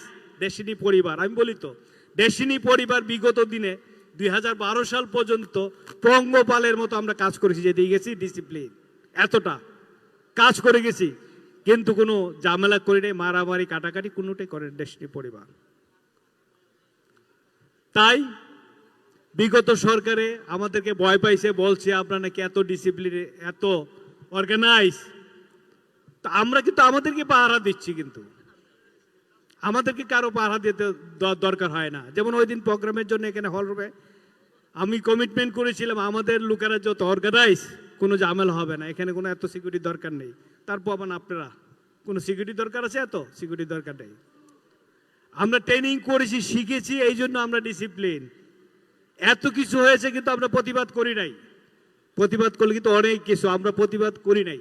যেমন আমাকে রফিকুল আমিনকে বলেছেন, যখন আপনারা মানববন্ধন করেছেন তাদেরকে বলেন বাসা চলে যেতে, আমাকে ওনাকে ভয় দেখাচ্ছেন। তো রিমান্ডে আমরা টিভিতে দেখতেছি আপনাদেরকে ভয় দেখাচ্ছে, তাদেরকে উঠতে বলেন, নাহলে আপনাদের উপরে অত্যাচার হবে। আমরা কিন্তু মেসেজ দিয়েছি, দেখেন দেশের যেন কোনো ক্ষতি না হয়, আপনারা বাসায় ফিরেন। নেত্রী কমিটমেন্ট করেছে, কমিটমেন্টটা ছিল বুয়া আপনাদের সাথে বসবো, কিন্তু বসে নাই। যদি আজকে ওই দিন বসতেন তাইলে এত লাঞ্ছিত আপনারা হতেন না। আজকের দিনে আমরা কেন এখনো ঘুরে ঘুরে বেড়াচ্ছি আমি এবং রফিকুল আমিন। এত বছর পরে বের হয়ে আমরা কেন প্রতিষ্ঠানের দায়িত্ব পাচ্ছি না? যদি দায়িত্ব পেতাম আজকে হয়ে গেছে প্রায় 1 বছরের উপরে। 15 তারিখ কিন্তু 1 বছর কমপ্লিট হয়েছে, কিন্তু এখন পর্যন্ত আমরা দায়িত্ব পাচ্ছি না। দায়িত্ব না পাইলে তো আমরা দেশে চালু করতে পারছি না। আমার জায়গা আমি বসতে পারছি না, এমডি সাহেবের জায়গায় এমডি সাহেব বসতে পারছে না, কিভাবে প্রতিষ্ঠান চালু করি? আপনারা অনেকে বলছে বাইরে থেকে আমরা প্রতিষ্ঠান চালু করতে চাচ্ছি না। আমার জায়গা আপনি বসে একটু ভাবেন, আপনাকে সুযোগ না দিলে আপনি সেই কাজটা করতে পারবেন? কখনো পারবেন না। তাই আপনার উদ্দেশ্যে একটাই বলবো, আমরা দুইজন যে স্বপ্ন নিয়ে আসছি সেই স্বপ্ন বাস্তবায়নের জন্য যা যা করণীয় আমরা করব, আপনাদের সহযোগিতা লাগবে। সবাইকে নিয়ে আমরা এই প্রতিষ্ঠানকে দাঁড়া করাবো, এককভাবে না। আমি আসছিলাম কিন্তু রফিকুল আমিনের সাথে, এখনো ওনার মনে পড়বে, ওনার সাথে কথা ছিল বাংলাদেশের জন্য আমি আসি 99 সালে 2 সপ্তাহ থেকে সেট আপ করে দিয়ে চলে যাবে, মধ্যে মধ্যে আসা যাওয়া করো, উনি বাংলাদেশে রান করবে, ফ্যামিলি নিয়ে থাকবেন বাংলাদেশে, আমি কেন আর আসা যাওয়া করবো? সে যাওয়া যেতে হয়েছে কতদিন পরে জানেন? 1 যুগ পরে আমার যেতে হয়েছে। তখন আমি 99 সালে আসছি, সে যাওয়া গেছি 2011 সালের সেপ্টেম্বর মাসে। আমি কানাডা গিয়েছিলাম 2 সপ্তাহের জন্য, তার আগে কিন্তু আমার যাওয়া হয়নি কানাডাতে। যখন এই উদ্যোগ নিয়েছি তখন এমডি সাহেব বলছে, চেয়ারম্যান সাহেব আপনি যায় না, গেলে মানুষে ভয় পায়, মনে করে পালিয়ে চলে যাচ্ছে। অনেক ডিরেক্টরও বলছেন, আমি মেনে নিছি। এমডি সাহেব কয়েকবার আসা যাওয়া করছিলেন তখন, কিন্তু আমি যাইনি। তো এখনো বলতে চাই আপনাদেরকে, আমাদের স্বপ্নটাকে বাস্তবায়নের জন্য আপনাদের মতো ডাইনামিক লিডার, সাহসী লিডার দরকার। আপনি সকলে এখানে যারা আছে সবাই লিডার আমার চোখে। আজকের এই যে আমাদের দুইজন ক্ষুদ্র মানুষকে আপনারা সম্বর্ধিত করেছেন, ধন্যবাদ জানাচ্ছি 6টা সংগঠনকে। আপনাদের অনেক পরিশ্রম ত্যাগ ছিল, কারণ আপনার বাইরে ছিলেন, আমি আর রফিকুল আমিন ভিতরে ছিলাম। তার মধ্যে আরো কিছু লোক আমাদের জন্য কাজ করেছে। আমি এবং রফিকুল আমিন জেলখানা যেন ভালো থাকি প্রথম দিক থেকে শুরু করছেন। আমাকে ফাঁসি সেল আমাদের দুজনকে প্রথম রাখছেন, উনি বলছেন। তো 2টা লোক আমাদেরকে বেশি সাপোর্ট দিয়েছেন তৎকালীন, প্রথম দিক থেকে ধরে একদম লাস্ট পর্যন্ত। যেটা করেছেন বৈশাখী টিভিতে জিএম রব সাহেব করেছেন, এবং তার সাথে ছিলেন সবুজ নামে ম্যানেজার ছিলেন, সেও করেছেন। তো এইরকম 6টা সংগঠনও করেছেন, তারাও করেছেন আমাদেরকে সাপোর্ট দিয়ে ভালো রাখার জন্য, যেভাবে ভালো থাকতে পারি। তাদের প্রতি আমি চিরকৃতজ্ঞ, আমরা দুইজনই চিরকৃতজ্ঞ তাদের প্রতি। তো আপনাদের প্রতি চিরকৃতজ্ঞ। আমাদের দুইজনের জন্য দোয়া করবেন, আল্লাহ যেন আমাদেরকে সুস্থ রাখে, আপনাদের স্বপ্নটা আমাদের স্বপ্নটা বাস্তবায়ন একসাথে করতে পারি। আজকের বেশি বলবো না, যেহেতু সময়টা সংক্ষিপ্ত এমন হয়ে গেছে, নামাজের সময় পার হয়ে যাচ্ছে। তারপরে একবারে আমরা শেষ করবো, আর একটা প্রোগ্রাম পরে মনে আরেকটা প্রোগ্রাম আছেন যেহেতু। তাই আপনাদের সুস্বাস্থ্য কামনা করছি। আমি রফিকুল আমিন, যে মাল্টিপারপাসের কথা একটু বলতে হয়। মাল্টিপারপাসটা কেন তাড়াতাড়ি করা হলো? মাল্টিপারপাসের মাধ্যমে যেন তাড়াতাড়ি আমরা, যেহেতু মাল্টিপারপাসের মামলা এখনো রয়েছে, অনেকে মাল্টিপারপাসে বিনিয়োগ করেছেন, সেই টাকাগুলো কিন্তু যতক্ষণ পর্যন্ত অ্যাকাউন্ট ফ্রিজটা খুলে না দেয় ততক্ষণ পর্যন্ত আমরা পেমেন্টটা দিতে পারছি না। তার জন্য মাল্টিপারপাস আমরা চালু করেছি, অন্য ব্যবসা যে আসবে সেটার মাধ্যমে যেন আমরা পারি। যেমন টি প্লান্টেশনের যে গাছগুলো কেটে ফেলছে, তৎকালীন ছাত্রলীগ বলতে যতগুলো সংগঠন আছে তারাই কাটছে। বৈশাখীতে অনেকগুলো নিউজ করেছে, কর্ণপাত করেন তৎকালীন সরকার। আরে ভাই, আপনারা 32,000 গাছ পেয়েছেন, সেই 32,000 গাছ বুঝাইতেন আমাদেরকে। এখন 32,000 কেন, 32,000-এর জায়গা 100 গাছ খুঁজে পাবো কিনা সেটা জানি না, পুরনো গাছ। এখন যেগুলো উঠছে কুশি দিয়ে যে গাছগুলো উঠছে, সেই গাছগুলো আছে জঙ্গলের মতো হয়ে আছে। ইচ্ছাকৃতভাবে তারা এই কাজটা আমাদের সাথে করেছে, যেন মানুষে আমাদেরকে প্রতারক বলে আমাদের গায়ে আঘাত করে, সেই জন্য তারা এগুলি করেছেন। তো আপনাদের যে ভালোবাসা ছিল আমাদের প্রতি, এই জন্য আপনারা এই কাজগুলো তাদের করার কারণে আপনারা কোনো কর্ণপাত করেন নাই, প্রতিবাদও করেন নাই তাদের পক্ষ হইয়া। তারা চাইছিল আপনাদেরকে খেপাই দিয়ে আমাদেরকে অপমানিত লাঞ্ছিত করবে, তারা পারেনি, বহু চেষ্টা করেছে। রিমান্ডে থাকাকালীন কিন্তু আমরা দুইজনেই কিন্তু এত সাহসের সাথে রিমান্ডগুলো পাস করেছি, কল্পনা করতে পারবে না। কিন্তু মানুষের কাছে বলেছে আপনারা কি নতুন নতুন ইনফরমেশন দিয়েছি, পেপার পত্রিকা লিখছে, রফিকুল আমিন সাহেব তো বলছে দেখেন আপনারা কি লিখতেছে, আমরা নতুন নতুন কি ইনফরমেশন দিচ্ছি। আমরা তো আপনাদের সাথে গল্প করতেছি, আমরা তো চুল পরিমাণ অপরাধ করি নাই, তাইলে আমাদের উপরে কেন এইরকম লেখালেখি হচ্ছে? বলছে বাইরের কিছু লিখতেছে তো আমাদের হাত নাই। এটা কথা হলো? ওনাদের হাত নাই, কিন্তু লিখতেছে কিন্তু উল্টাপাল্টা আমাদেরকে নিয়ে। আর কিছু লোক এই দেশের তারা এটাকে বিশ্বাস করেছে, হ্যাঁ তারা প্রতারণা করেছে, টাকা পাচার করেছে। তাহলে যদি টাকা পাচার করতাম, এখান থেকে চার্জশিটে লেখছে কি দেখেন, হস্তান্তর রূপান্তর স্থানান্তর এক প্রতিষ্ঠান টাকাতে আরেক প্রতিষ্ঠানে কিনে মানি লন্ডারি। তাইলে বাংলাদেশের গ্রুপ অফ কোম্পানিগুলো কি করেছে? একটা প্রতিষ্ঠান থেকে শুরু করেছে, তারপর অনেকগুলো প্রতিষ্ঠান করেছে। এগুলি সে মিথ্যা অপবাদ দিয়ে আটকে রাখা, বিনা বিচারে 12 বছর কেন রাখবে আমাদেরকে? 12 বছর 3 মাস 5 দিন আমাদেরকে হাঁটিয়েছেন। এটা কি মানুষের কাজ? এটা করেছেন আমাদের উপরে। তো আল্লাহ তাদের বিচার আরো করবে, এই বিচার শেষ হয় না, আরো বিচার করবে। তাই আপনারা সকলে ভালো থাকেন, সুস্থ থাকেন। আমি আমার 2 ছেলেরা আপনাদের সামনে হাজির করাচ্ছি, বাসেদুল হোসেন এবং মাহিদুল হোসেন। 2 জন আসো, কারণ তারা মায়া কান্না কাঁদছে টিভিতে বসে। তাদের বাবা জেলে ছিল, আর এদের বাবা যখন জেলে ছিল তাদের পাশে তো সরকার দাঁড়া নেই, তখন তো দাঁড়ায় নাই তারা, আপনারা ছাড়া কেউ তো দাঁড়ায় নাই। আগামী দিনে আমরা যদি চলেও যাই, আমাদের ছেলেরা মেয়েরা দাঁড়াই আপনাদের সাথে একসাথে কাজ করবে, এই প্রতিজ্ঞা নিয়ে আমি এখানে আজকের বক্তব্য শেষ করছি। আল্লাহ হাফেজ।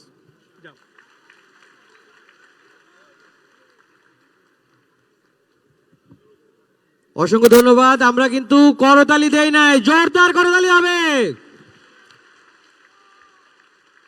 আমরা চমৎকার বক্তব্য শুনলাম, আমরা স্যারের কাছ থেকে দিক নির্দেশনা পেয়েছি। আমরা আমাদের সেই মহেন্দ্রক্ষণে চলে এসেছি। ঐতিহাসিক কারা মুক্তি সংবর্ধনা সেই পর্বে আমরা প্রবেশ করব। তবে তার আগে আমি অডিয়েন্সের কাছ থেকে একটু সহযোগিতা চাইবো। আমরা দেখছি একটু এলোমেলো